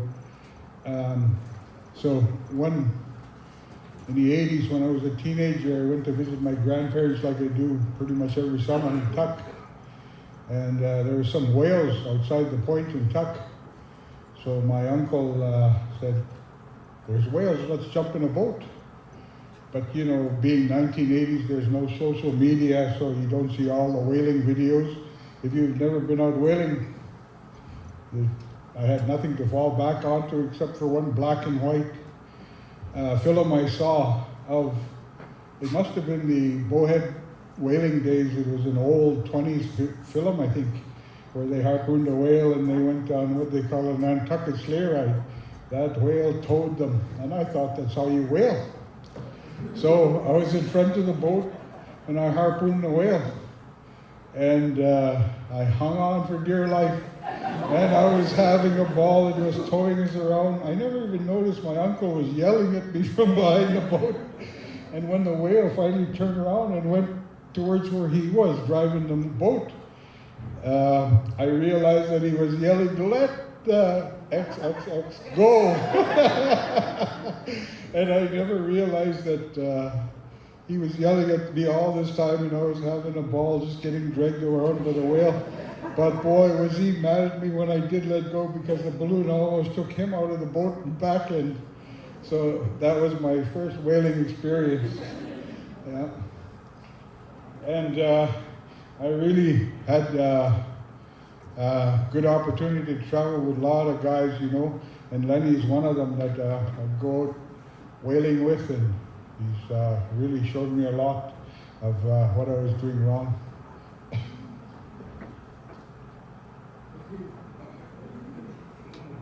Good afternoon, Lenny from Tuck. I started harvesting when I was pretty young, like everybody else here. But during the time that I started, we used to like 5 whales in one summer for us, and now we used to wonder how come. Like when you think back now, how come 5 whales? Didn't realize at the time that my dad had so many dogs that 5 whales brought us through for the family and for the dogs also. Now, if we get 1 whale, 2 whales for the summer or for the winter, that's lots for us. But during the time I started, 5 was pretty common.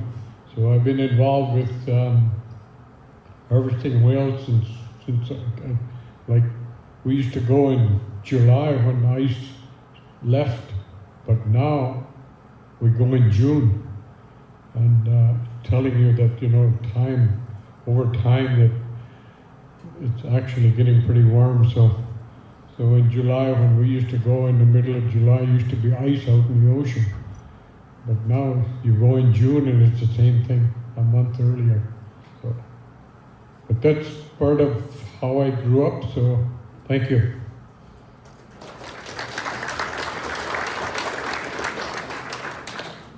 Hi everybody, Eileen Jacobson from Tuktoyakto. As many of you know, my husband and I finally moved back to town in December of 2016. So it's coming 9 years that I've been living back to town. Before that, I spent pretty much about 10 months out of there living out in a bush, at a bush camp. But anyways, growing up, I never did work on a whale or make dry fish. But as I moved back to Tuck, I was fortunate enough to have a couple of brothers that always got whale every year. So to get my share, I helped work on them. And that's how I learned. I learned through my brothers and my sister-in-laws. Many of you know my brother James Pukat, his wife Maureen. That's where I learned a lot from. Now, I was happy that I was not forced to work on a whale or make dry fish growing up, because now I enjoy doing it.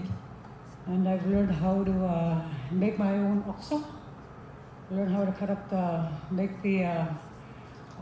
prepare the maktak, make dry fish.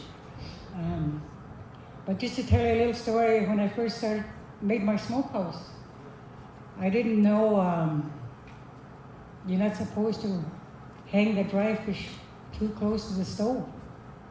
But I found out the ones that were close to the stove got cooked. But anyways, that's my experience from working on a beluga whale. And many of you know my late son, Barry. He was fortunate enough to have somebody to take him out. And he got a whale. So I don't know if they were kidding him or not, but they said, your first beluga whale, you gotta eat a piece of the liver. So that's what he did. So if you guys should keep up the tradition. I don't know if they were kidding or not, but that's what happened. But anyway, I'm happy to be here, happy to learn again, and thank you.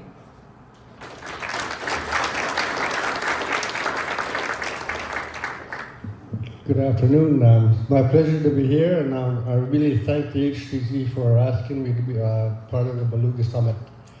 But my name is James Pokak from Tuktoyaktuk, and I think it's only fitting that we have to recognize some past leaders like Billy Day, Alex Avigana. Those guys were instrumental in setting up the MPAs that we have for the protection of our beluga whale. It's such an important food source for our people.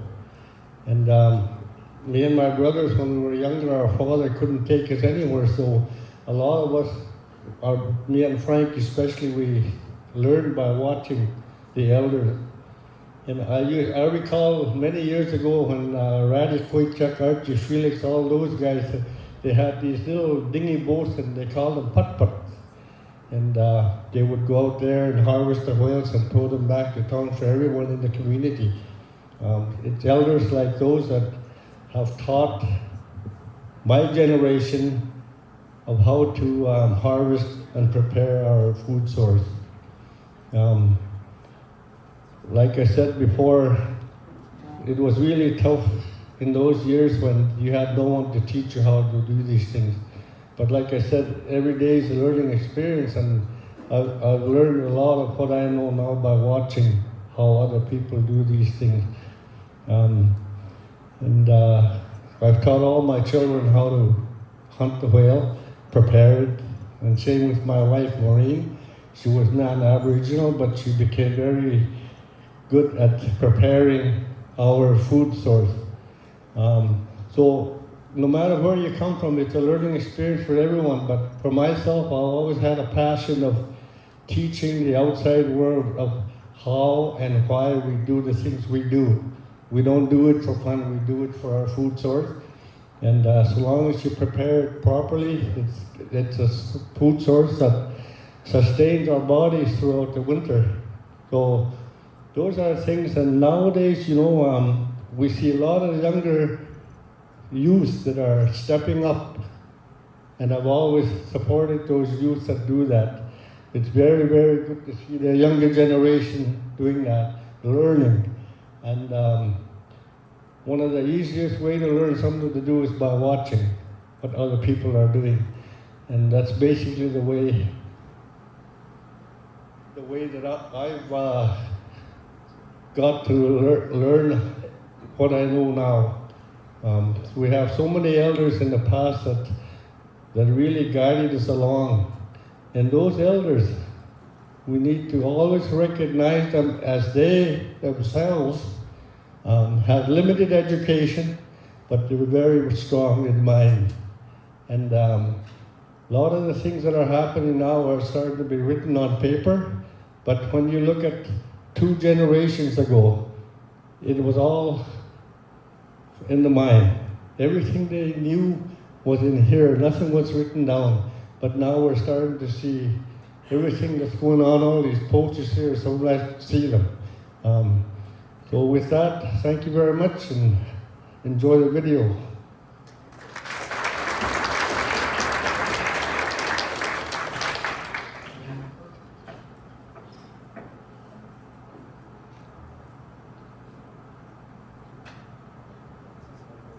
I should add Our outworks were so slow at one time we got stranded many times in the island. Just ask John Nixana. I used to get stuck with him in the island quite often.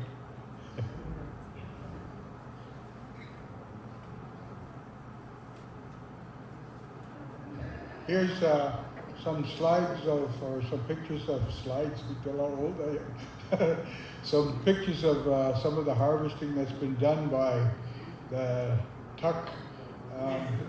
We also have a Future Leader program where our youth go out and are educating the marine protected areas and harvest the whale, practice the safe handling and food preparation, dry meat, muck duck, cook it, and distribute it. It's all part of the lessons that they are learned to be future leaders. So some of the pictures may reflect that along with older photos.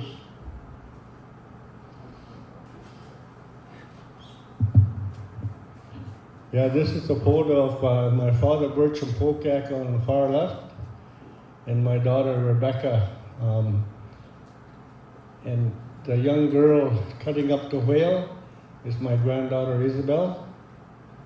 Inung helped her and showed her how to cut the slabs off the whale, and that was the first time I ever stood in a boat and never had to lift any part of the muktak. They did all that for us. And the far right is my grandson, Edward. He harvested his first whale about 5-6 years ago now. And at the end of the day, when we got back home, my wife Maureen was telling him to write in his journal of his experience.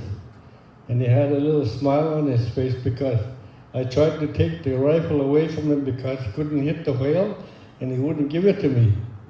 So he used over a box before he finally got that whale. And then when he was writing on his journal, he looked at his friend Jaden and said, I'm not going to write down that it took me over a box to get that whale. But this is all part of the learning experience. You teach your children, your grandchildren, and those are opportunities that as a parent you have the obligation to do that. And it takes a lot of work to get a whale, but after it's all said and done, you're prepared for the winter with the food source that really sustains our body. Thank you.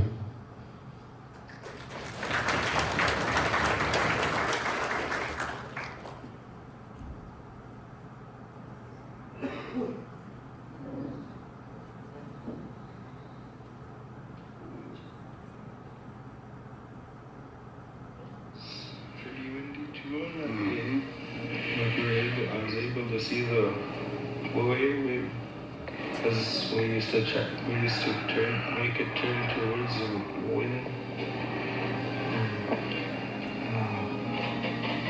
It's hard to keep my balance because I was learning how to keep my balance and go to harpoon.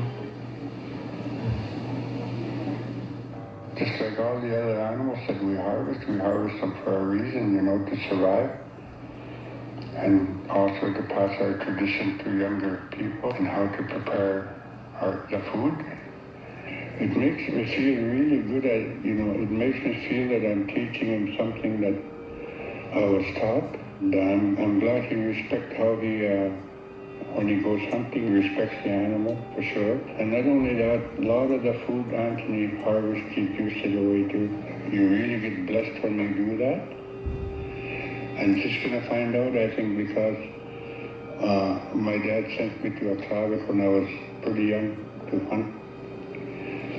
And I gave a lot of caribou away in a Clavik through the years in the 60s, when caribou first went there.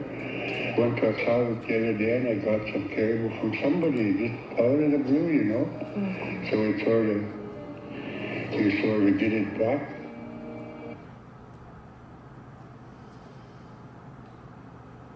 Good to see you, Frank.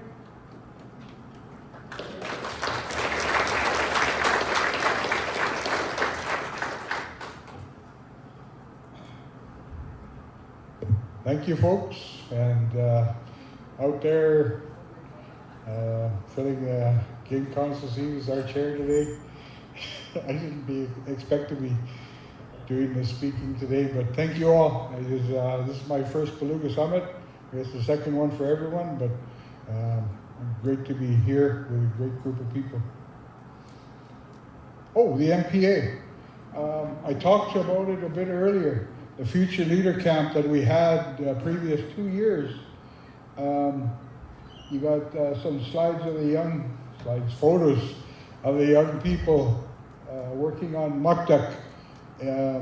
They went out, spent the night, learned what science and research did at the Beluga camp at Hendrickson Island. And for a lot of them, you know, they're all post-IFA, so they don't know the history of what we went through decades ago when we come to managing and, you know, wildlife management was imposed on us when we had the IFA. We are in now co-management. So a great system, and, you know, kudos to generations and generations ago that managed wildlife properly. You know, we got archaeological sites where we've hunted whales for hundreds and hundreds of years, and we still have a stock to rely on today. So we were doing something right. And now the future leaders are stepping up. We're always here. The elders are always here. And you get more knowledge from, not only from us, from every one of the elders. They're willing to learn. And this is Sandy Adam That's what makes and his wife who was teaching this part of the processing of the beluga.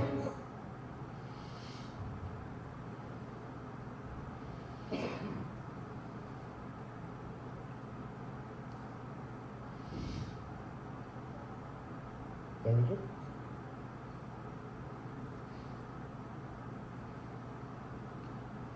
We're always here. The elders are always here. And you get more knowledge from, not only from us, from every one of the elders. They're willing to learn. The willingness to learn, that's what makes us feel happy. Because we keep our tradition going. It's a great program that we hope to continue for many years to come for our future generations of young people that really enjoy it and learn a lot. Thank you.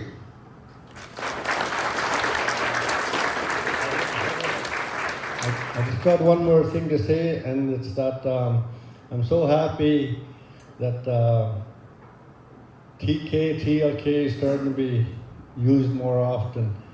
Because without that, Western science is good, but it's a lot better coming from the people that are doing it.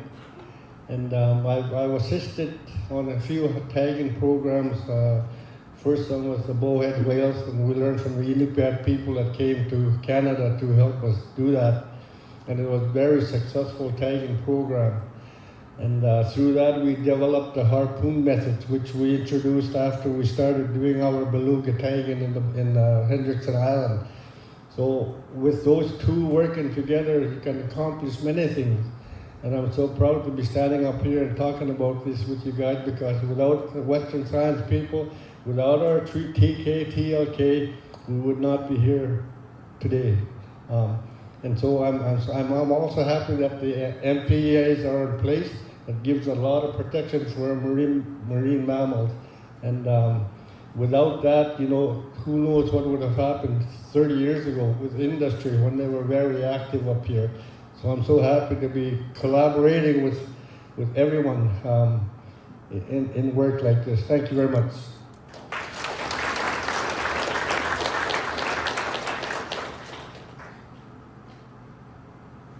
Thank you, Tuck. Just before we go to the next one, I'd like to acknowledge our Individual Game Council who's here.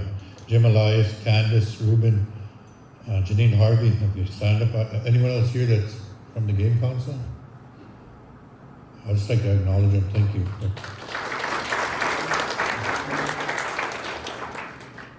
Next up, we have Ulu Haktuk. Come on up. Make your way up and come and share your stories and your knowledge of the belugas.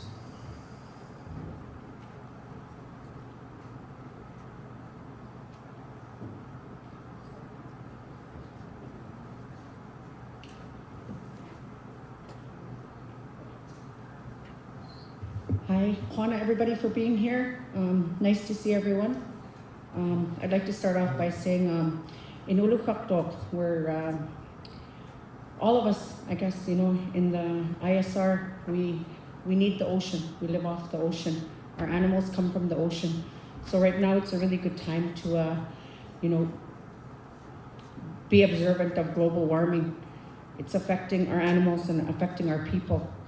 I'm happy to say in the last 8 to 10 years, the whales have come back to Ulukaktok. They were away for a long time and we didn't get to see them or harvest them. So really grateful that we're learning our traditional ways again of harvesting the whale and looking forward to, learning from all the other ISR communities, and also looking forward to the bowhead whale hunt in Aklavik this year. That's going to be exciting, and I hope we can gather there and celebrate that and practice our traditional knowledge. But Juana for coming, and we'll have a presentation for you.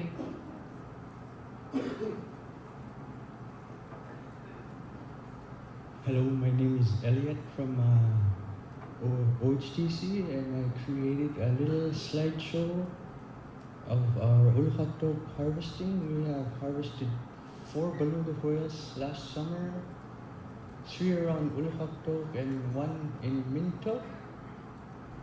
As you can see here, a crew of 5 boats decided to go for a trip out in Minto, and there's lots of whales up there, about 100 whales. And here we have sharing meat with our town to keep our tradition going for the next generation. Teaching the young girl how to cut the whale.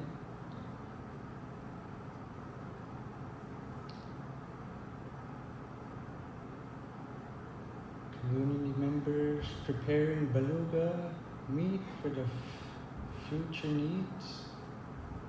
Queens Bay. A lot of whales come in our bays. Jack's Bay, Queens Bay, Kings Bay.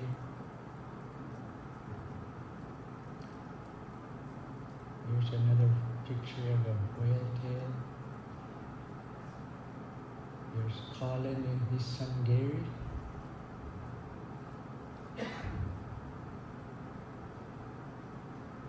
Here we have whale hunting in Queens Bay, right in our harbor. We have Elder Alan Joss. He's still harvesting every year.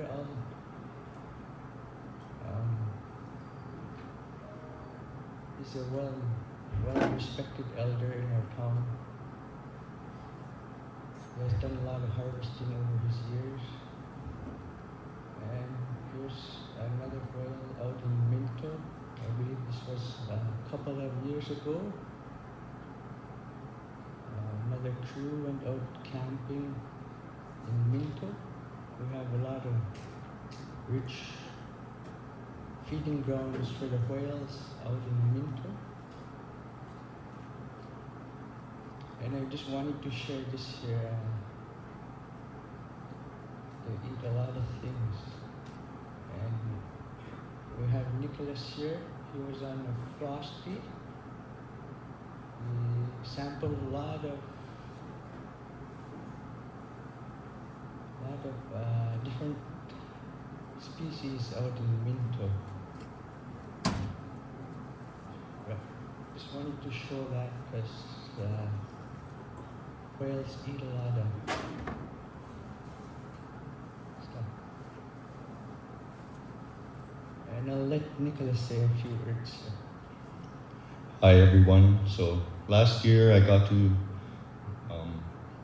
board the Frosty vessel, and that left Paulatuck, and we were all over the place. We went to We got close to Sachs Harbor. We grabbed something from Stewart Point. I think that's what that place was called. And, we did a lot of like fishing and stuff with nets. I don't know, there's just so much different stuff that we did on that ship. We caught many different species I didn't know we had in our ocean. So that was pretty cool to figure out that we had like stuff. Some kind of fish.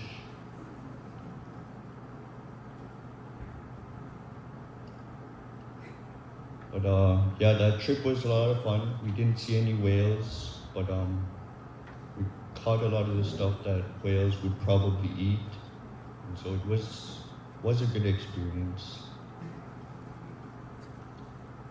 Thank you.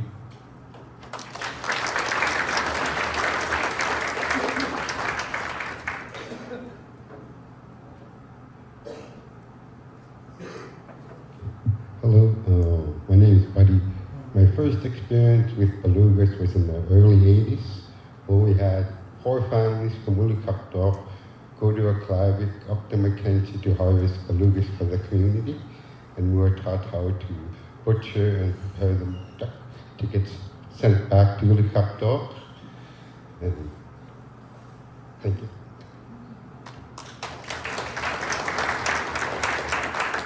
Hello everyone, mga alam ko ta uli kaklo ito ay inuinak mo kadlang niyak mo. Inuha gudlo inalika gudlo ang dawe ang mata. Wag inuha ko ayo kautil luit kanok kalaluk kanilo ang gutinilo. Ami ay ludilo ang go kodilo. I just want to say how many alam ko ta kumulu kaklo. We are here to learn and teach our youth. So that's what we've been doing back home with the whales we got and the animals we got. We try to teach all the youth, regardless if they go out hunting or not, so they can have the knowledge as they grow older. Thank you.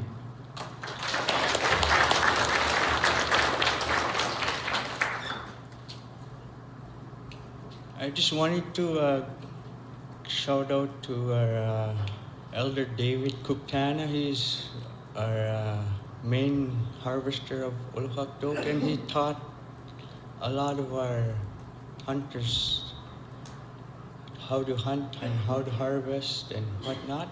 I just wanted to mention David Kuktana. Thank you.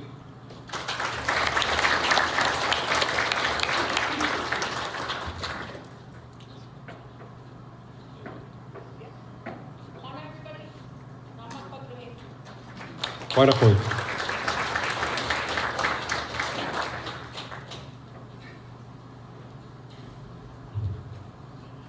Thank you, Ulhakduk. Georgie, we'll call you back up to finish off your slides. Just play, press play.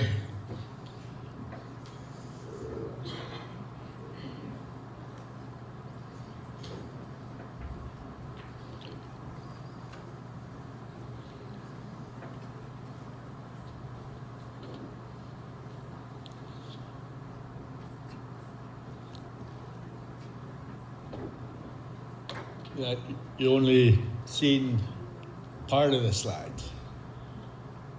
You missed all the nice sunset slides. Oh, slides.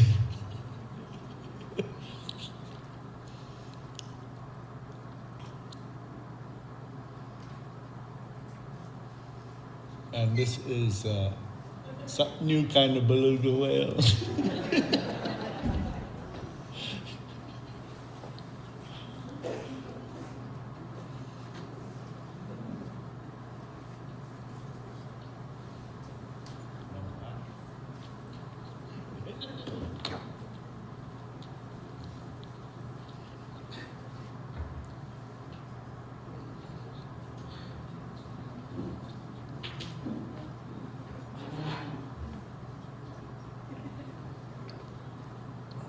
Yeah, East Whitefish. A lot of times during high water and really blowing, the whales will come right in front into the bay and play around there while it's windy and blowing. Sometimes they stay there for about an hour just playing around.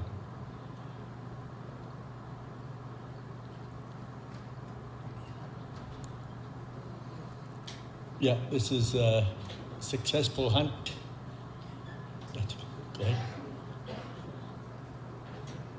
With family, it's a family occasion too. Even the dog helps.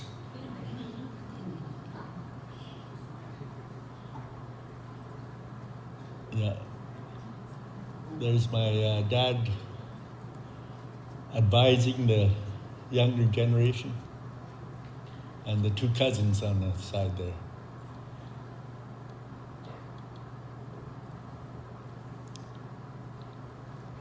And there's our cook shack in the back with a big window. You can watch everything.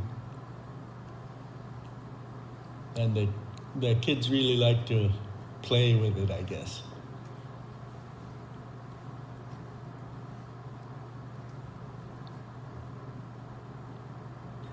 And there's our Muktek stage in August. Just when the sun's starting to go down.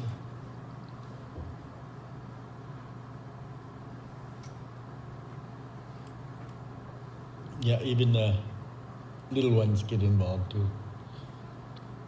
We never chase them away, tell them not to do anything. We let them do everything. And there's my mom showing everybody how to cut fish. And there's Leanne cutting fish.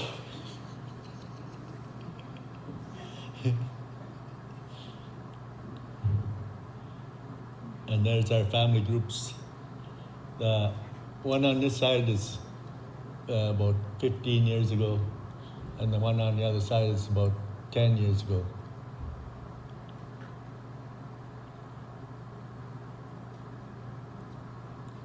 And the one on that side is just a few years ago. And there's my great-grandmother's grave. Her name was Unalina. She was Annie Andreessen's mother, my maternal grandmother.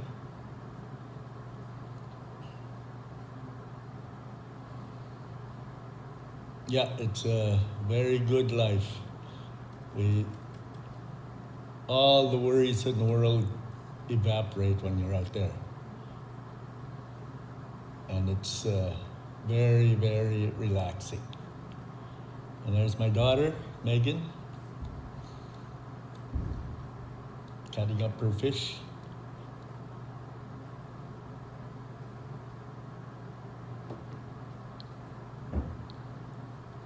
And there's our hanging fish.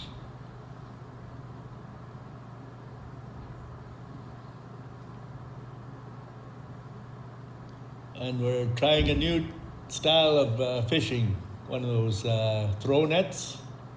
We caught a few fish, but I think it needs to be a bigger net. It was only about 8 to 10 feet, I think. Need to double that size to catch anything. But we caught a few when it was running. They caught about 10. But can replace the nets, the other nets. Yeah, there's our cook shack with the window and watching the whales, our whale watching spot.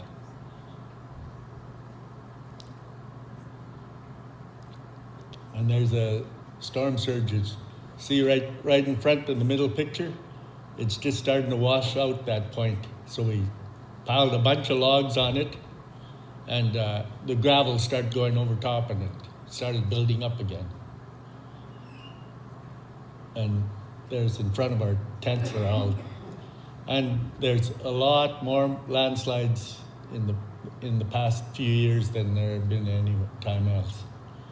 Like about 4 or 5 right in the lake by Army Camp there.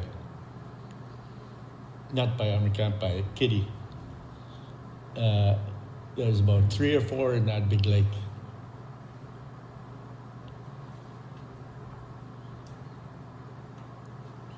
And here's our 2-hour sunset sunrise.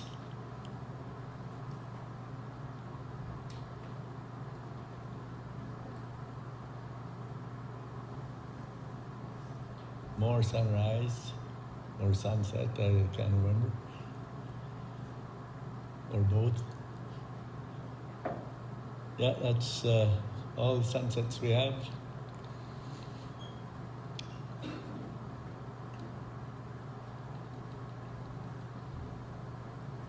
Late night or early morning.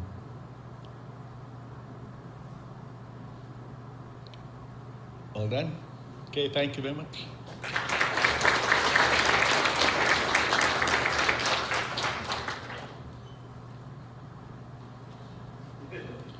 Thank you, Georgie. Those are very beautiful pictures of when you're down on the coast, you see that, and all the, whoever lives in the coast, that when you're down in the coast, you see a lot of beautiful pictures of the sunset, sun rising. You see now the storm surges that we have is unpredictable, and it's very, you have to be prepared, or sometimes a storm just comes up just like that. I've seen it before. Our summers are getting hotter, it's getting crazy, so we just have to adapt to it, and the animals have to adapt as well, as we heard. I think we're going to play politics videos. While we're getting that set up, they can kick me off when they're ready, but then I like to look at all these pictures and look at all the beautiful pictures that everyone has of their whaling and their time spending family time together. That's what it's all about, is spending family time out on the coast with your families, and with sharing the food when you come back to the communities. That's good to see.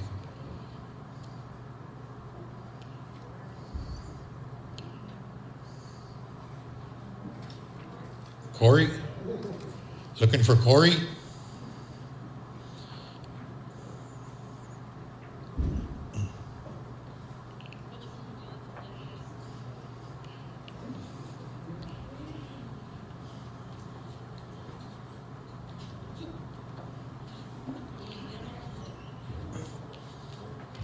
When you're looking at these videos and that, some of them, they get so excited they forget what they're saying. So just beep, beep, beep. They can hear. No, it's true. You know that's when they make videos like that. I mean, they get excited, and we're all adults here, so just if you hear a little bit of swearing, they're excited. Hi, Corey. Yeah. Hello again. That's my boy there with his first whale last year. We herd them to the beach from deep blue water. Try to bring them right to the shallows, and we harpoon them.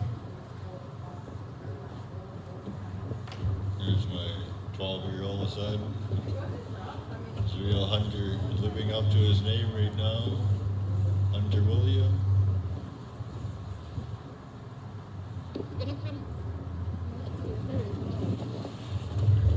I never tell them what to do. They just watch us a few times on the hunts and caught on.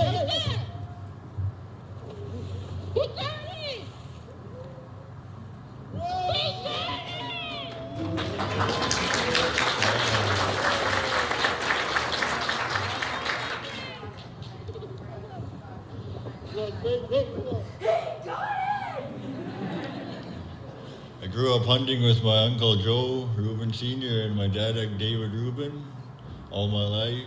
Yeah.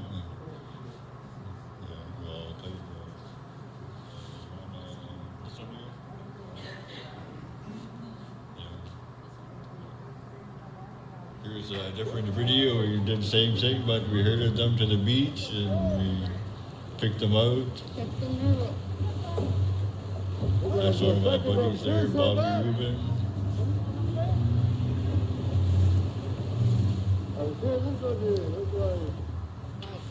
It's all teamwork when we appoint one leader always, every time we herd. You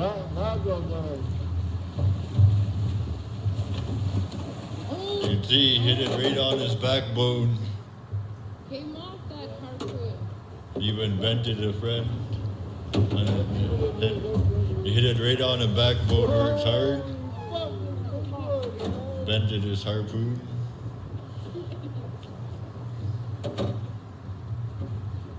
I'm a young captain. I only started driving for like 5-10 years.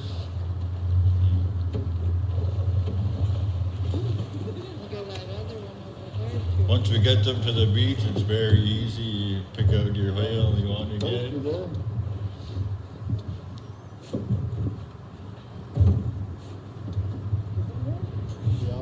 Going right in front of us. Throughout the years, I've always been a harpooner. But since I started driving once, I never did harpoon again. I started driving boat. 303. I'll stop the recording.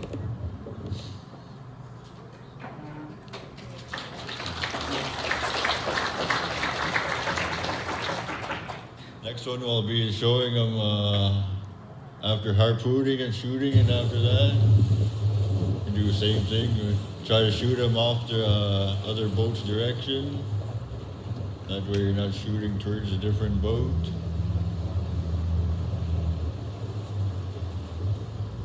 It's real easy once we hunt them. We can go right up close to them. Yeah.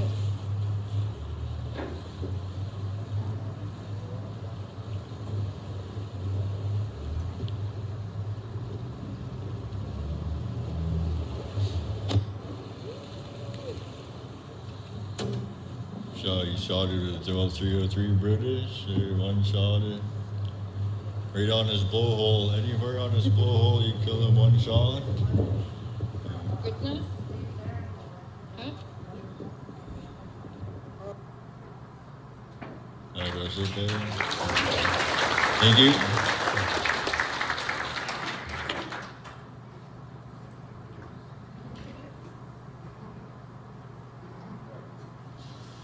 See, thank you, Corey, for them videos, sharing your videos and your how clean water they have to hunt. It's not like in Tuck or Aklavik or Nuvik where we hunt the belugas, and it's very murky water what we hunt in, and we don't see them like that.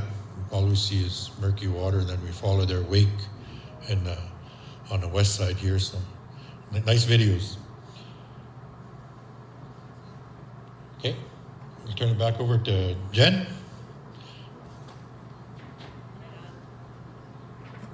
Can I get another round of applause for all the community presenters? Thank you.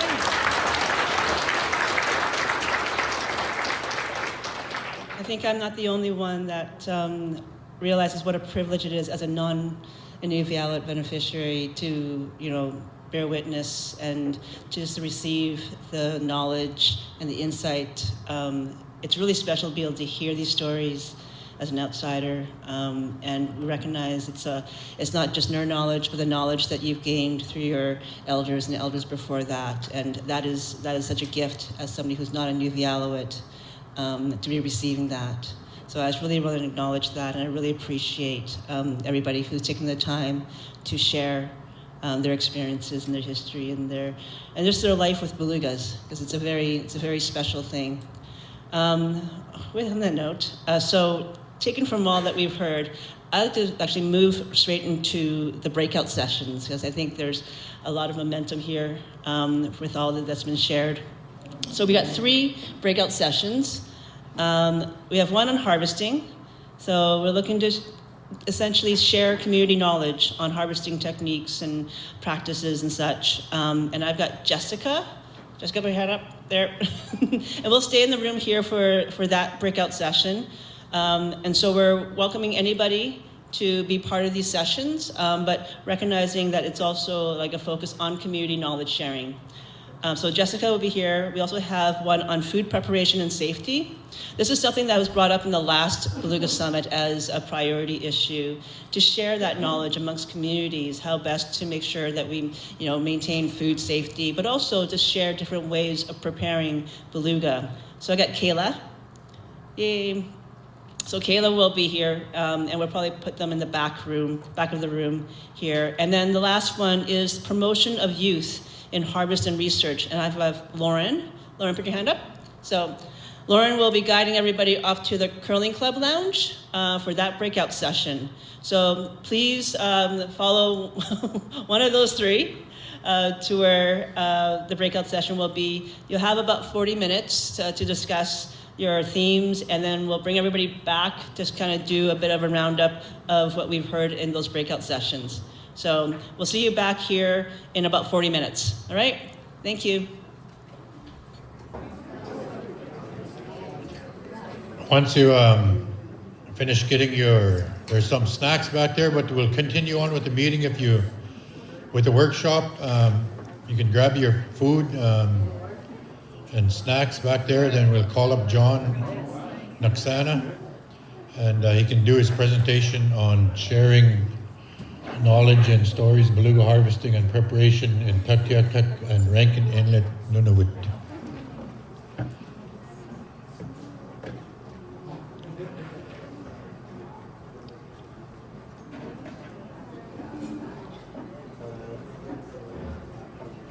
Just walking around and listening to the stories and the breakouts down here in the first floor here, we listening to some good conversations, so a lot of good storytelling and stuff like that on the belugas. So.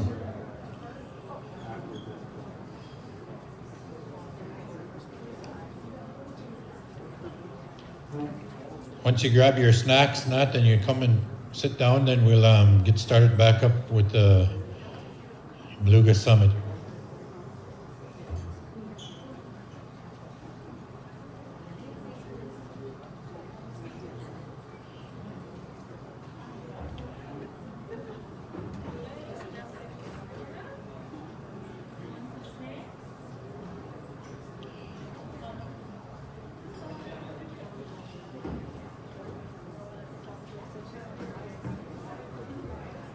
Once you grab your snacks, come on back to your tables and we'll get started back up. We was going to have a break after this, but I don't think we're going to have a break now since you're grabbing all your snacks. No, just joke.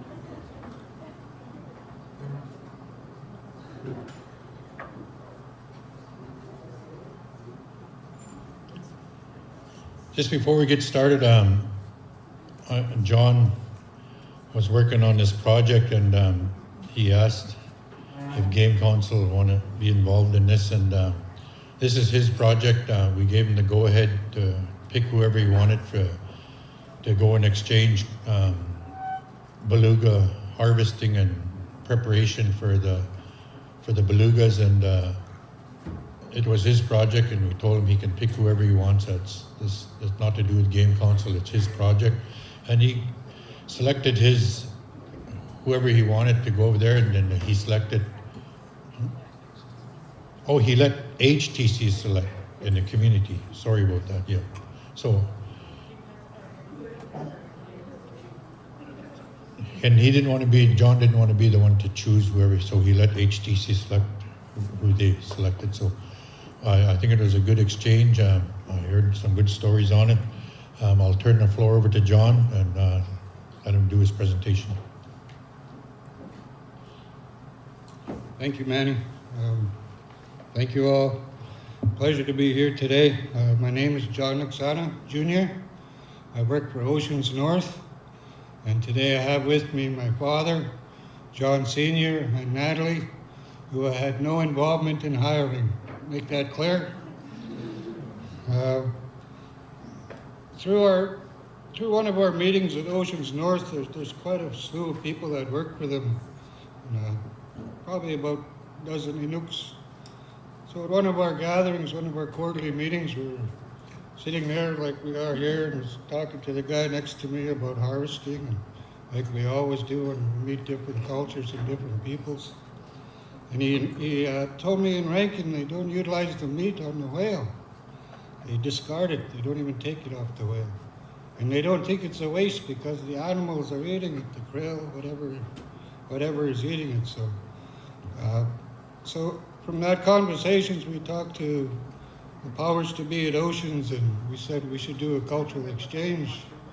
The Tuckin, or it didn't matter who, brought it to the FJMC, the Game Council, and the Tuck HTC to select a community, and Tuck was a no-brainer because of the road, easy to get to, so on and so forth.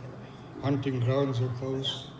So logistically, it made sense to go to Tuck, and that's what we did. We chose Tuck. The HTC had a meeting, and they agreed that they would sponsor it and support the program, and they hired Natalie and my dad. And then we went to Rankin, and they did the same thing. They hired Sonny and Mala out of Rankin. As you can see here, Sonny is standing beside my dad. He's a big man. He's a super hunter in Nunavut.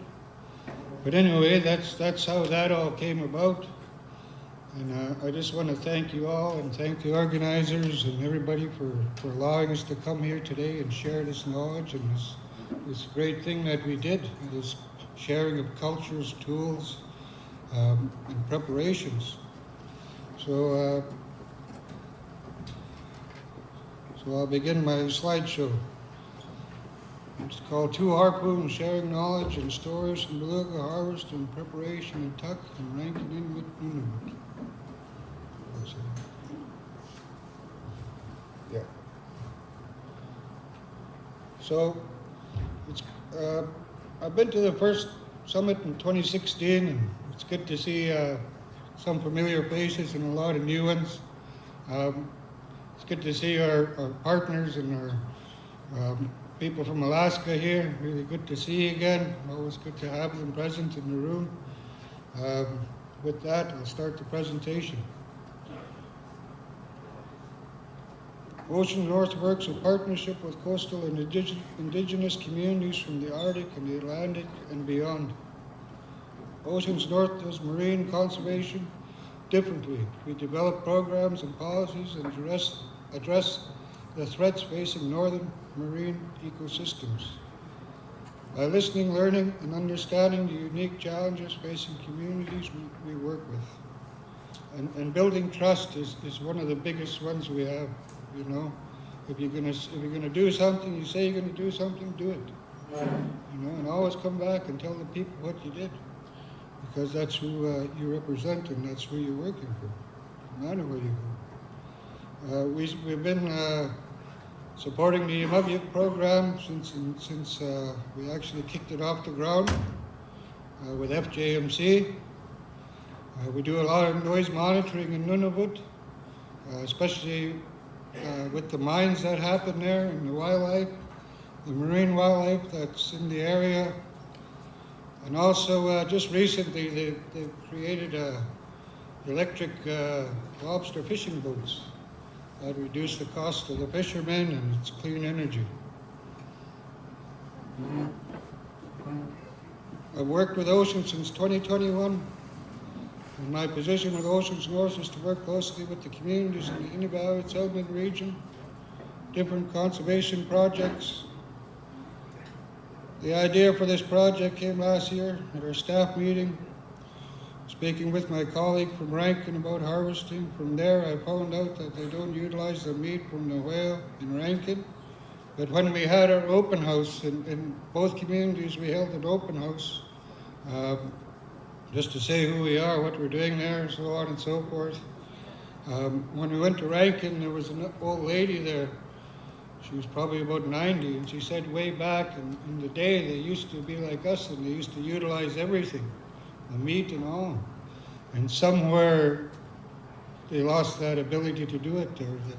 But I think it was from the government that time. They told them something was wrong with the meat, and they just never used it again. So that was the reasoning for bringing this exchange together, was to put another food security in your freezer, basically.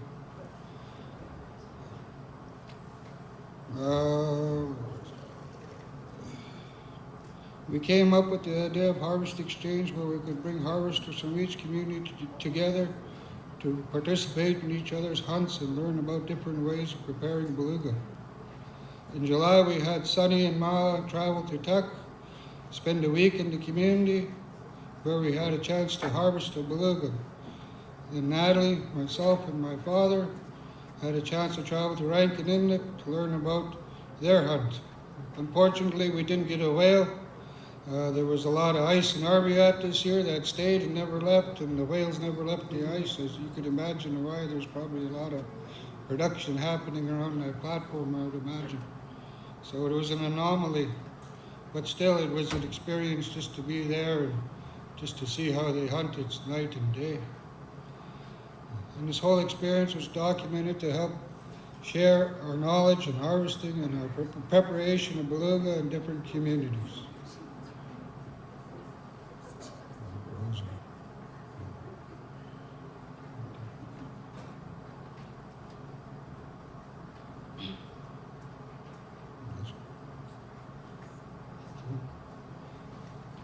Here you can see the photo of the muktuk, which is layer of skin and blubber, and you can see here in the photo on the right the whale meat which the Inuvialuit have always utilized when harvesting belugas.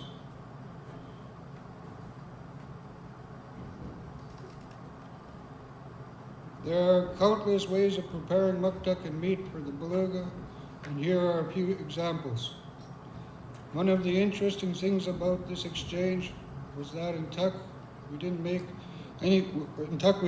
pickle muktuk. So one thing out of the exchange we wanted was to learn about different ways of preparing beluga and bring these recipes home to our HTCs and HTOs.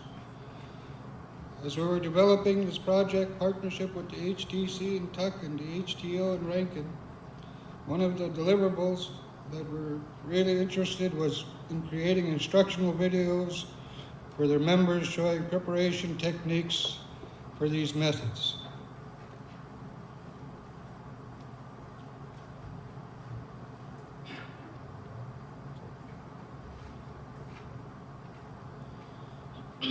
So while Sonny and Mulla were in Tuck, we were fortunate enough to have been able to successfully harvest a whale. We got to show them not only how we harvest, but how the monitors work out there and monitor the health of our belugas.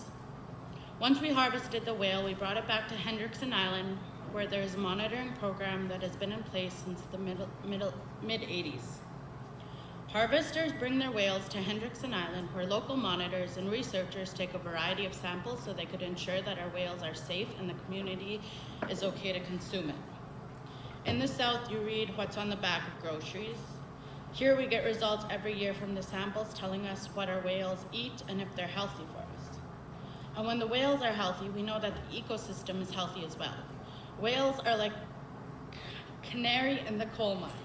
If they're not doing well, things are gonna go south.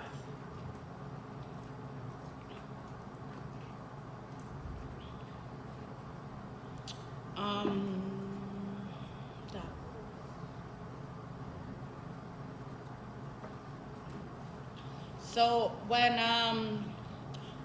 Sonny came to Tuck, the one comment that he made was he couldn't believe that he had an opportunity to hunt in the murky waters that we hunt in, because as you could see, the difference in the water between Tuck and Rankin is night and day. Their hunting is, his words were a lot easier. And he couldn't believe that he stepped in the water and he wasn't even a foot in and he couldn't see his rubber boot anymore.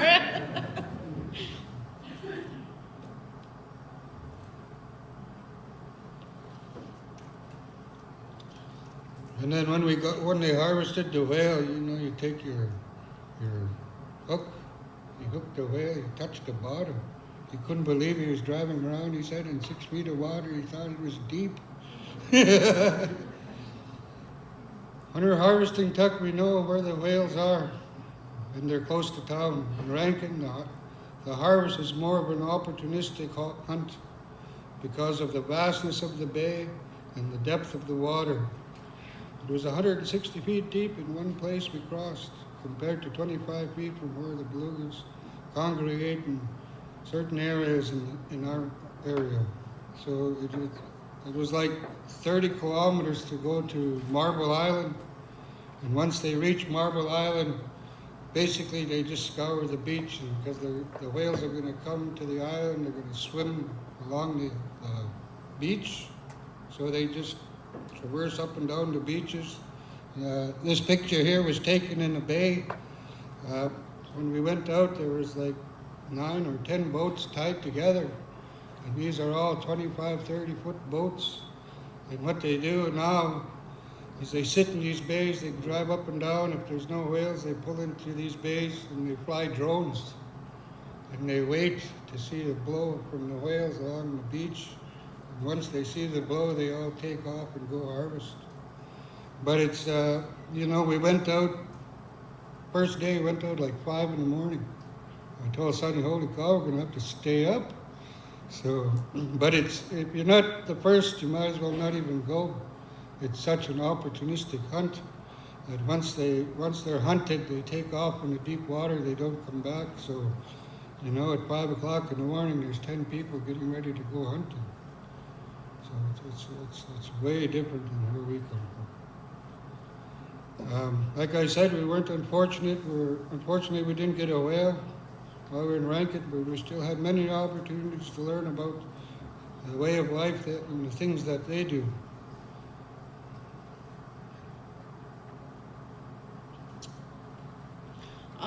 Even though we went into Rankin Inlet and we had the opportunity to go hunting in the Hudson's Bay area, which was very amazing, we weren't successful. But what was an amazing experience that, you know, something I never thought I'd be able to do, something we don't have at home, was fishing in a fishing weir, which is the top left picture there. We went char fishing in a man-made fishing weir, and they call it saputi. We also got the knowledge of pickling muktak, and we were lucky enough to bring that home. So I'm excited to see the instructional video that we're able to share with the HTCs.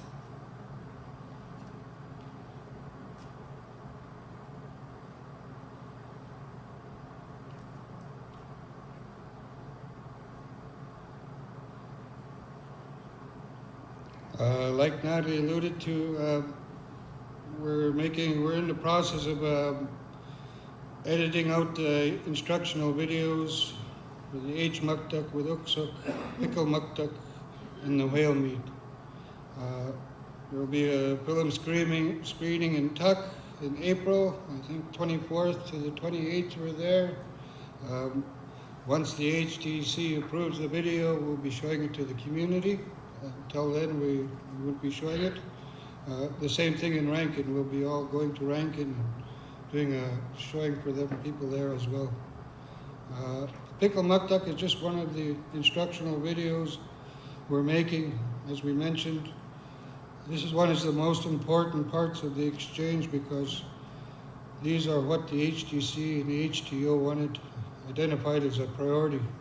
These will help their members and anyone else who wants to learn how to safely prepare beluga We also are making a short film documenting the exchange. We are extremely grateful to Tucky HTC because this is the first time anyone has ever been allowed to document a harvest in the TNMPA, which is one of the first marine protected areas in Canada. And none of this would have been possible without permission from the co-managers and the communities. And we'd like to show a short film trailer for you now. When there's time, we're happy to take questions. Thank you.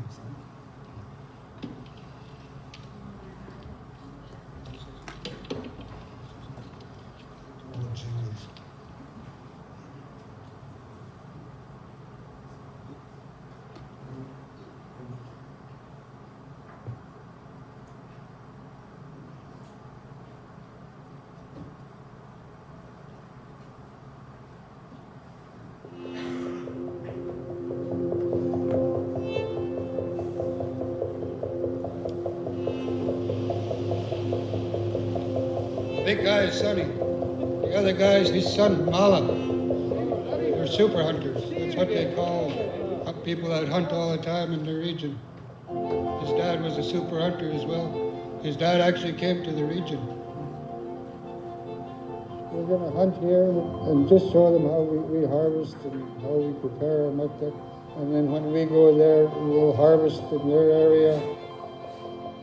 There's an exchange of knowledge and people just collaborating with each other. And I think it's really important when you're young to go out and harvest. Yeah! So you have a better connection to the animals, to the environment you're in, and a little more appreciation in what it takes to get that food on your table. That's a big whale, healthy whale. We found out that they harvest beluga and rink, and we'd like to share how we harvest our beluga, how we prepare it, and our harvesters will go there and share that information also. I'm excited. I'm happy to be sharing this knowledge. We'll be able to utilize the beluga whale in more ways than we have, and kind of have a variety of ways to prepare and enjoy the muktak and the meat. This nice lady here agreed to try some of our dry meat that we brought from Tuck. She's going to give it a try because she's never tried it before, and then we'll see what she says. I'm going to try a little piece because it's my first time ever. Yes. Tastes like tuk-tuk. Thank you. The food we get from the beluga whale is such an important nutrient in our diet. It's our warmth, it's our comfort food throughout the winter. So it's important that none of that is, disturbed. Any old way that I like it, I feel like eating it. Cooked, raw, stink, whatever. I think it's important for the Inuit to share their knowledge and traditional ways, because if we all work together as Inuvialuit people and Inuit people, then we could sustain the culture and we could keep our heritage alive. It just goes to show you that they care, they'll share, Not only their wisdom and their knowledge, but also their equipment, their clothing. It's very positive. People love to share with you and just let you know who they are and how they live their life. It's a different life than where I come from. A lot of similarities, but still very different. Without them, this wouldn't be possible.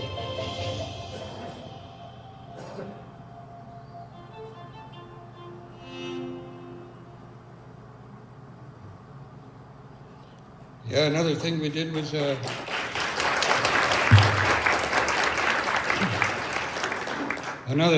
when they came was exchange harpoons, because as you well know, our harpoon shafts are about this long and theirs are about that long. And I asked them how come they have so long harpoon shafts, and it's so they could kill the whale, kill it faster. It'll go right through. Some of them even use bow and arrow with a 200-pound tether with a little float on it, and the harpoon or bow and arrow, whatever it's called. It's like spearing fish. So they gave a harpoon to my father from Rankin, and we gave Sonny, the lead guy, a harpoon from our neck of the woods. So there's an exchange of cultures, ideas, preparation methods, and also tools. But it was really great, and I hope to see more of this. I'll be going on and doing a couple of more things. I'm scheduled to go to James Bay and work with the Cree. Apparently there's a program there that 1,500 families are involved with, and they get paid to live out in their land. So we're going to do a 4-part series on them. So there's things to come, and I want to thank the crew that was with us, Sarah Vanderchrist, what's her name, Heather Grant, Bill Phillips. Trevor Gill was the guy who shot the film. He does a lot of work for Politics as well. And Alex Tassar, that's the people who are with us. And also thank the co-managers, the Tuck HTC, and the communities and everyone involved. Thank you.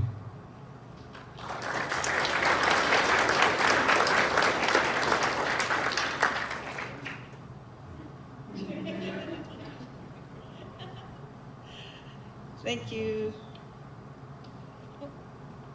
All right, so we're gonna have a short break, a little truncated break of 10 minutes. Jim's giving me the thumbs up. You can have your health break, Jim. Can you please be back here by 3:40, and we'll start with the next section. Thank you. All right, welcome back, everybody. I'm going to invite a representative from each of the breakout groups to come up and provide us with a summary with what their group discussed. So, got Lauren, I think Kayla, Jessica. And bring your poster board up.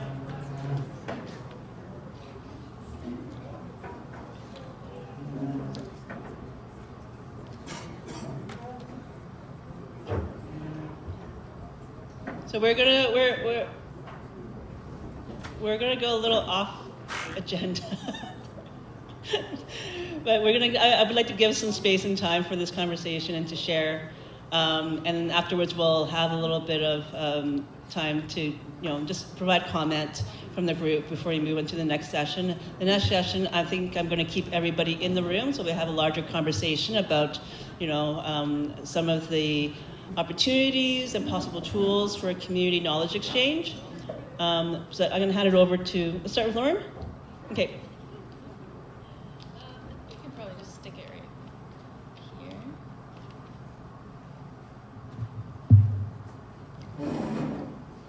Hello, everyone.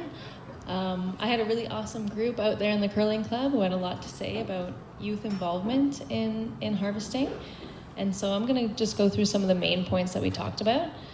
So first, we talked a lot about the importance of getting youth involved in harvesting.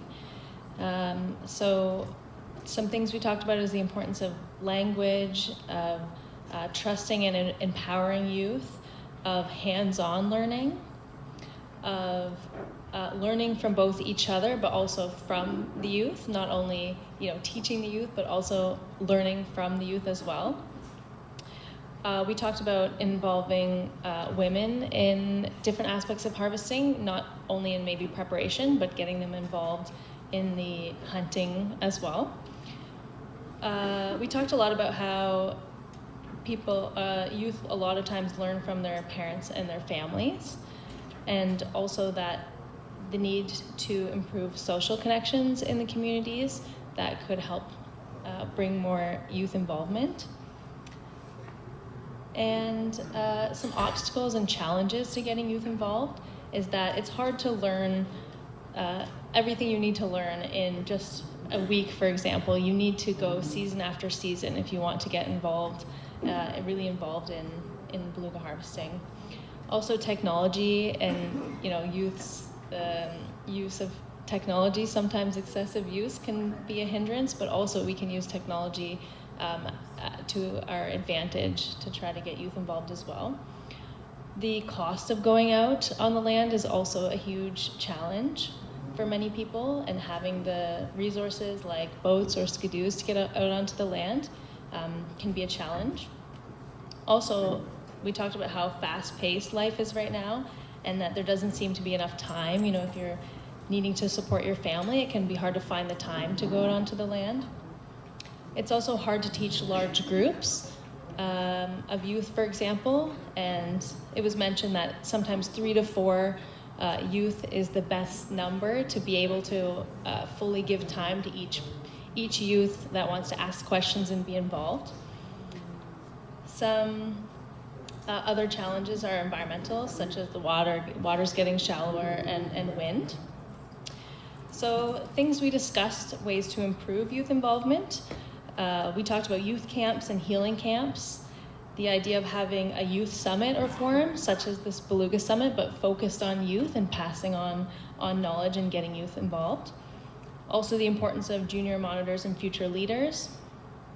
We talked about on-the-land programs with schools, and it was mentioned that sometimes if youth participate in an event like that, afterwards they're, you know, bugging their family to bring them out onto the land because it has that impact on them. And it also helps kids that don't have the resources at home to get out onto the land. It's also important to take kids that may not be your family, but other kids in the community that are interested in going, if you have the resources, to take them along as well. Also passing values through friends, but it's also important to find the funding for all of the different programs or ideas that I just mentioned, and also the idea of learning from other regions and what they're doing to get youth involved. So that's a wrap of what we talked about.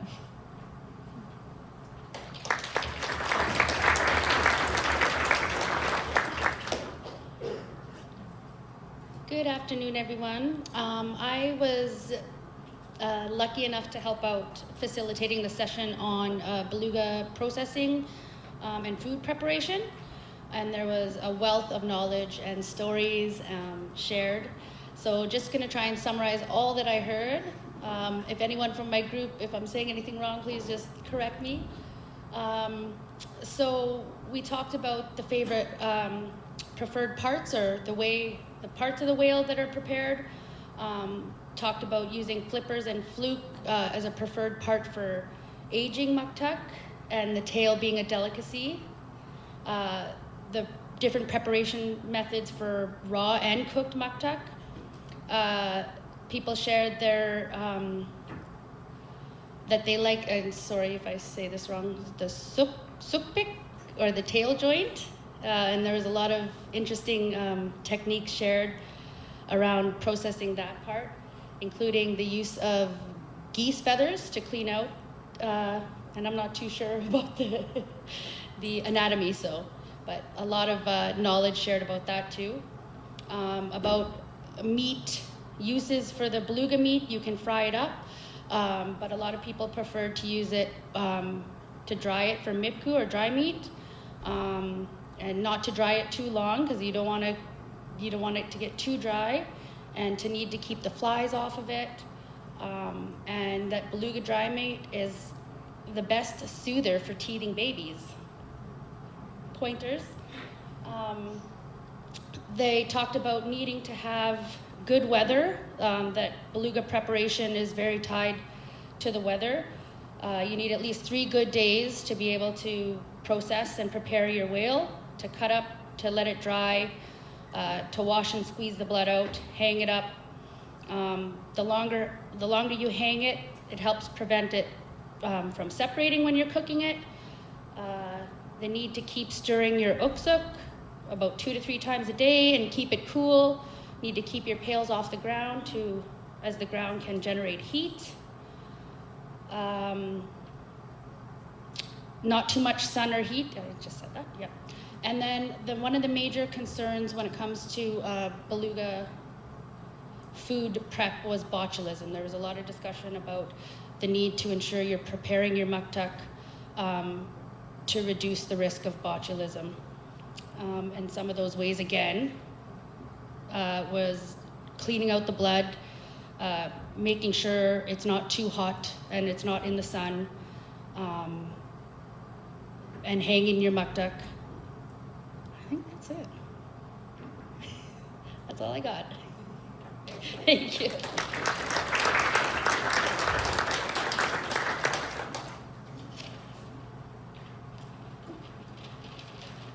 Hello, my name is Jessica Stewart, and I was a part of the harvesting session. So thank you for participating. And sorry if I get a little nervous. I was okay about doing the whole session, but talking in front of people with the mic is getting me a little bit nervous.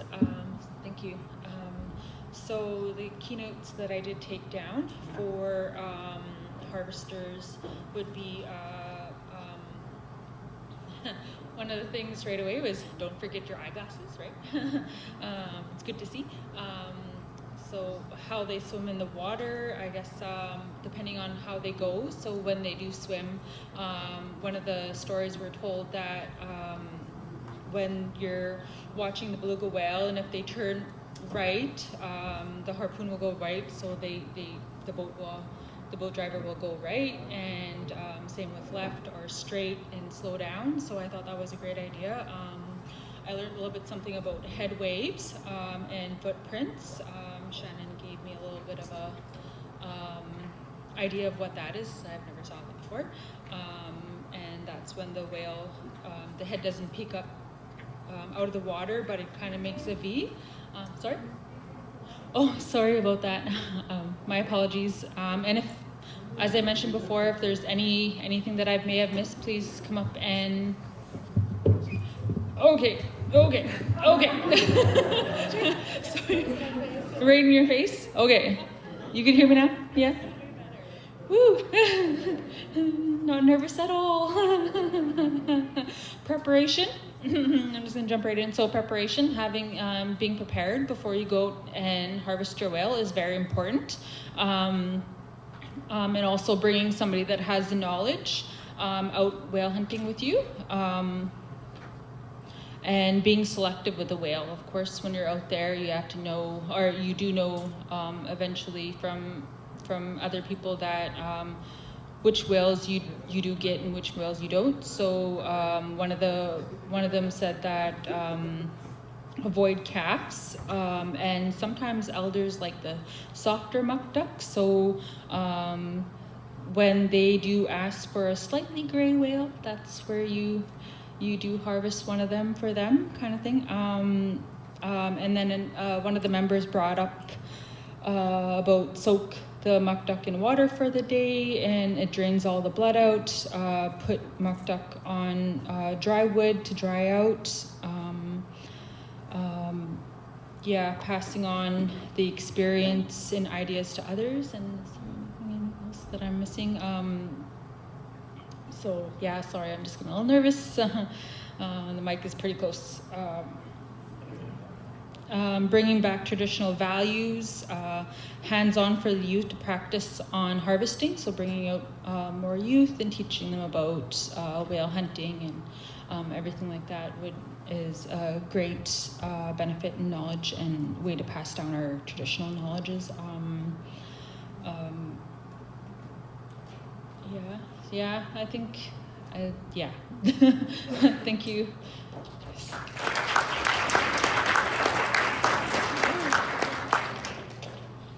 So we're just going to take a couple of minutes and open up the floor. If anybody wants to add or have any questions or comments from the breakout session, I got a couple of runners embedded in the audience to take your comments. But they did that great of a job. Okay. All right. In that case, we're just going to move on to the next session. So we're actually going to keep everybody in the room. We were going to do breakouts, but I want to keep everybody in the room. And with all this community knowledge that was shared earlier this afternoon, one of the other questions that came to us was looking for ways to improve the sharing of knowledge, not only between the communities, but also within the communities. So we're looking for some input and suggestions, I guess, from the group on how to do that, and some suggestions on the communication tools that would be good for sharing community knowledge. So I know that there is an organic sort of natural flow of information, but now there's also things like social media that is being used, and there's obviously dynamics within that for how that is sharing, how that's allowing to a sharing of knowledge.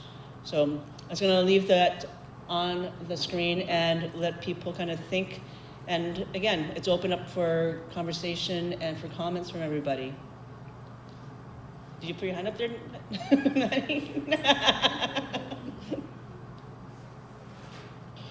How can we enhance, improve sharing of knowledge between communities and within communities? I think one of them is John shared it with us, and he's sharing with other, the Eastern Arctic, sharing their traditional values of how they prepare, and sharing that with other what's that?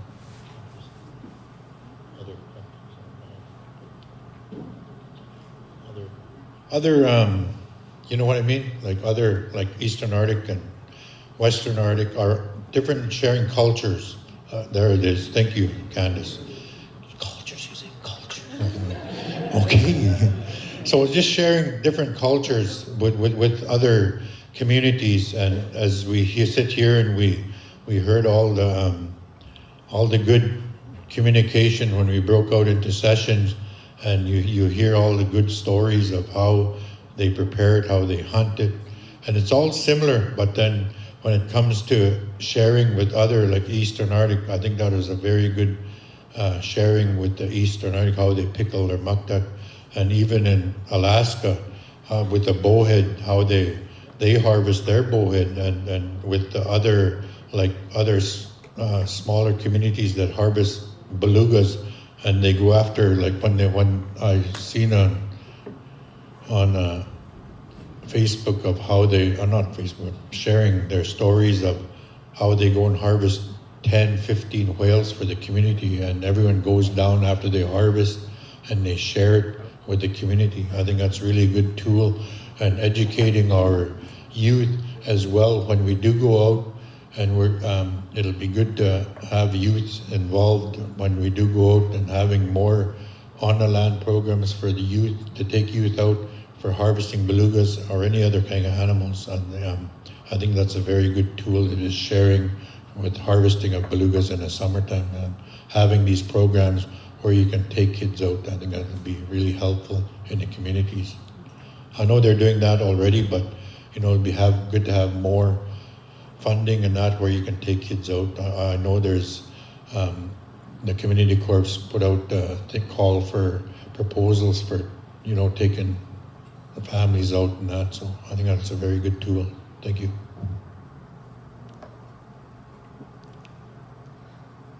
Got Ray and Jimmy.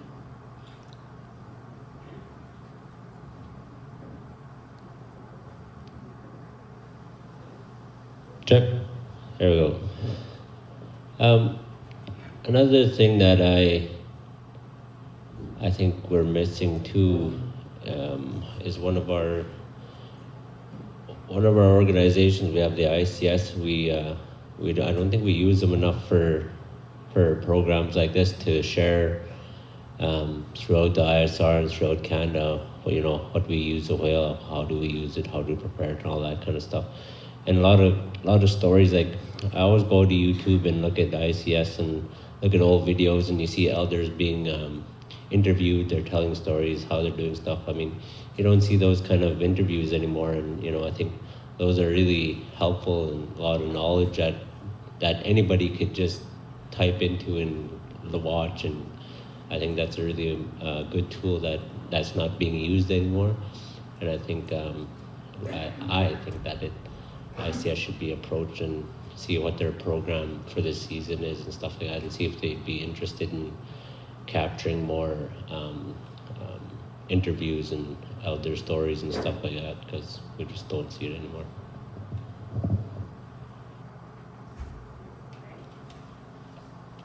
Okay. Yeah. Yeah, hi. One of the breakout groups, we spoke to how knowledge is being passed on, and we spoke of hands-on learning. But I think as well, what's really important is location and setting. So, I mean, when you think about the kids in the school, depending on the grade, the age level, their attention span is not, that great.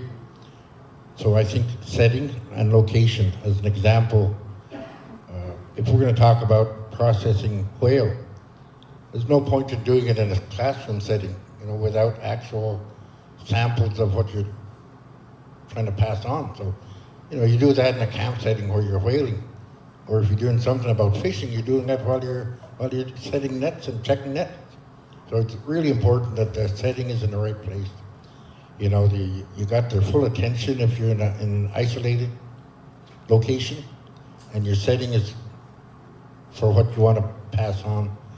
I was in a camp last summer for youth, and I had a message about our ANMPA, and it was surprising that probably about a dozen of them in the camp, they all sat in that one cabin to listen. But if I had tried that in town somewhere, I probably wouldn't have the attention I had out there. Thank you. Right on. Thanks, Ray. I got Sonia on this side. Sonia. Really quickly, and I really appreciated Ray bringing up the schools, and I know beluga harvesting happens outside of this school year, but I wanted to raise that BDEC is piloting the new curriculum from BC, and they're open to feedback. So if you find that there are things the school could be doing differently, and I think that knowledge sharing, this might be a really good time over the next few months to think about that. And I have heard that even with the new curriculum, families can support their children to get extra credits when they go on the land. So I think that's something to explore if your children are at school or your grandkids are at school. And I think just the way the schools can support the knowledge sharing with the next generation, I think there's more openness, but also there's an opportunity to give that feedback to the schools around all of your harvesting. I know we're at the Beluga Summit, but there are many other amazing animals and foods around here. Thanks, Sonia. I don't know if any of the youth or future leaders want to share, in their perspective, in their experience, what works best when it comes to sharing knowledge with you guys? How do you like to get your information? I know you're all shy.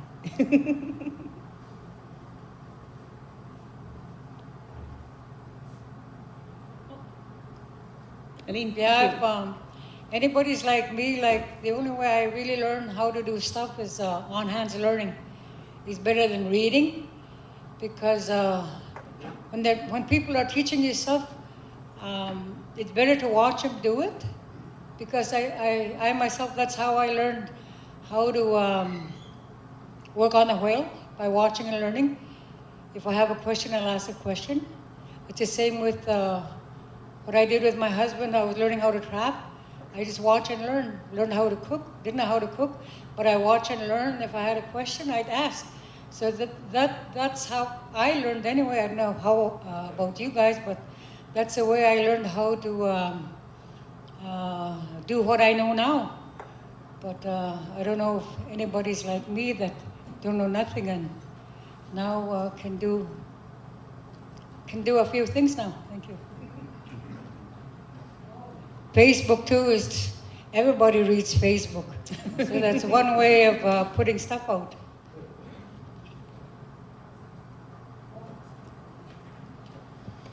Thank you. I think there's a lot of knowledge within this room right now, and there's a lot of people that have good stories about how to prepare your food and whatnot.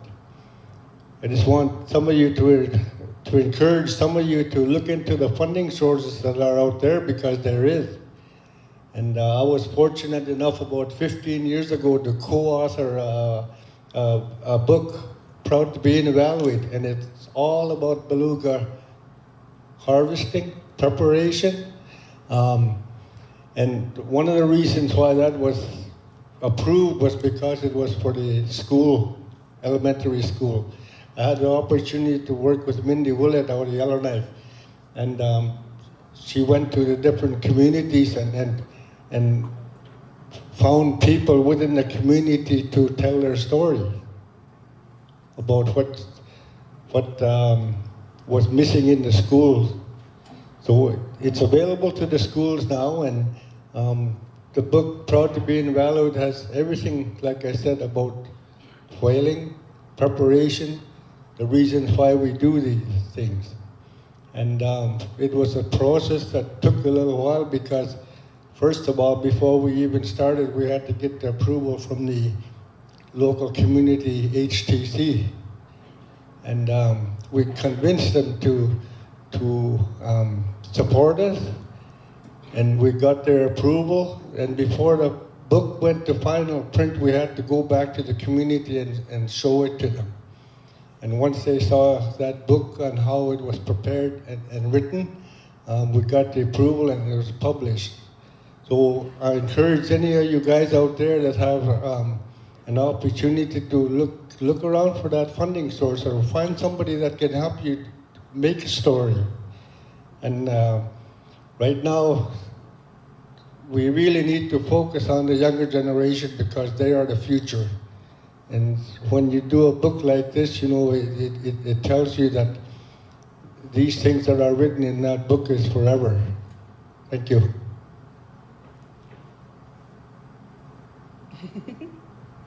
Stan? Hi, I'm Stan Rubin. I represent the FJMC. Jimmy Clinic made a good point about recording and interviewing elders from the ISR about hunting belugas and everything that goes with it. 40 years ago, I started in television, and one of our duties was to go to each community and talk to elders about how their lives were. You know, a lot of the topics that we chose were about hunting, fishing, and trapping, and anything that involved being out in the land. And we collected all that. And like Jimmy said, you can go to ICS and find and search any kind of programs that we did in the past that may be suitable for sharing of knowledge. I don't know how we can do any more better than what we've done as a co-management body. You know, you go home and you're supposed to be telling your members what you did and why it's so important that you come to these meetings. Communication may start with that and end up in a management body here somewhere where we deal with sharing, whether data or traditional knowledge. And any way we can improve with that is going to be better for beluga management in the years to come. And I look forward to learning more. Thank you. Lega? You got the mic. I just wanted to see if anybody else wanted to speak first for me. Anyway, what I wanted to bring up was we've been approached by teachers at the school and let us know what the opportunities are for our youth to gain credits. And they wanted to know what we thought we wanted to see. So we're open discussion with them right now. But even the youth themselves, like my daughter's due to graduate next winter, they brought the high school students. I guess they had a discussion with them and let them know that anything that they do on the land could go towards their credits. So any opportunity that they have to go out, and it is true with the new BC curriculum, there are opportunities for them to gain credits. So that's great, you know, it's great to hear. But as HTCs, you know, we have a really good opportunity to take advantage of different funding pots. Like I mentioned earlier, the TNMPA Future Leaders, every year we're going to have a different group of people understanding what the MPA is and how it affects them, the history of it, and also they're going to learn the traditional values of harvesting their first harvest and sharing with community members, which we've that was taught to us. So that's a win-win-win. But you know, I mentioned it earlier that for a lot of people today, they don't know the struggles of prior that we've had as community members prior to IFA with wildlife management. And that history we need to let them know, because a lot of people today take it for granted that we can hunt what we can hunt. I remember being young and being told that we couldn't hunt geese one year, because you're not supposed to shoot migratory birds in spring. Fortunately, nobody listened, and we all broke the law, so they couldn't convict all of us, I guess. But IFA 101, 102, whatever it may be, the next one, I think is really important that the young people learn to appreciate what a lot of people did for them in the past. There's very few people left today that even the field workers are few and far between now that worked in the IFA.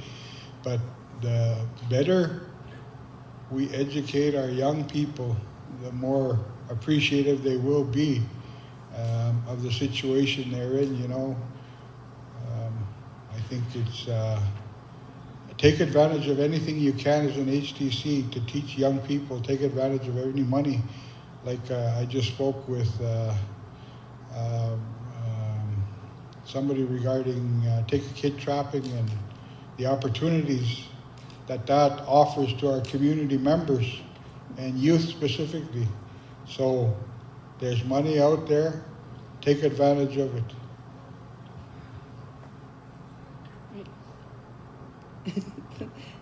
Thanks, Daryl. Anybody else? Oh, Rachel? Yep. I know I'm not really supposed to be participating, I'm just taking pictures, but I am a communications advisor with DFO, and I think about this a lot, especially communicating science. And I'm not a scientist, I'm not an expert, but it's my job to sort of find those things that you all are doing and communicate that back to Canadians. And that's sort of the biggest thing in my job is like, what am I finding and what is most important as somebody who isn't an expert? What is the takeaway from what is happening and how are people going to connect to that? And I think that's one of the biggest things too. It's not necessarily the method and how you're sharing that information, but what the message is in general. And I hear a lot of people coming up today and talking about how nervous they are to talk.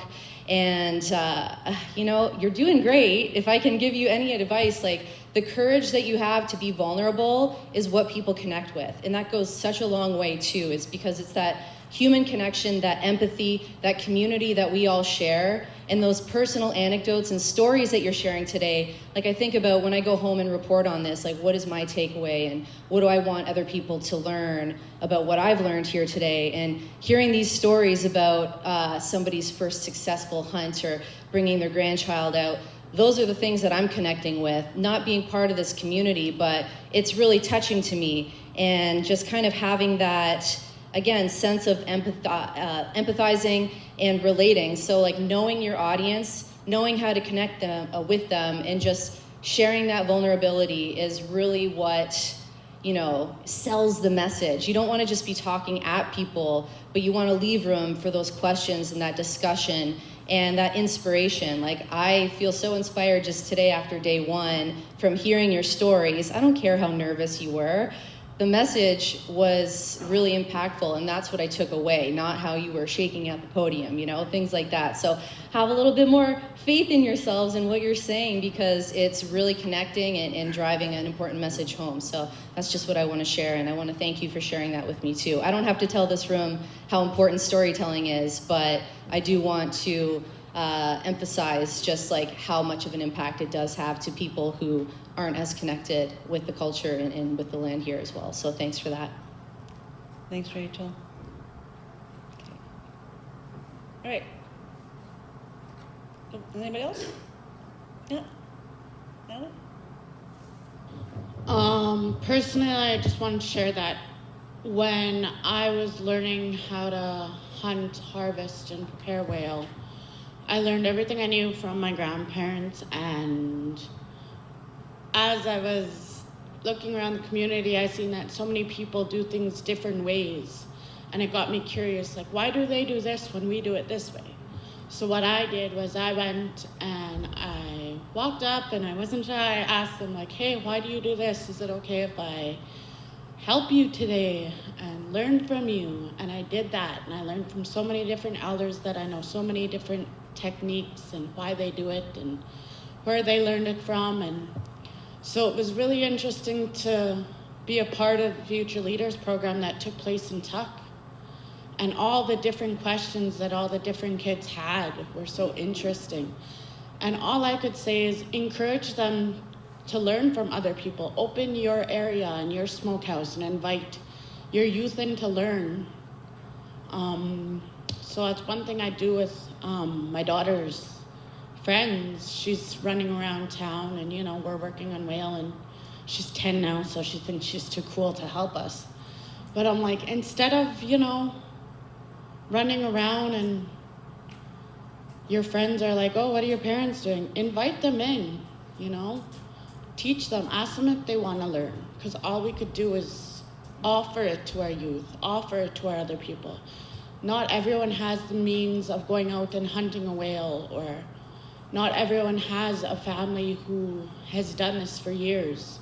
So invite people into your area and encourage them to learn and carry it on, and just let them know how important it is to carry on our traditions.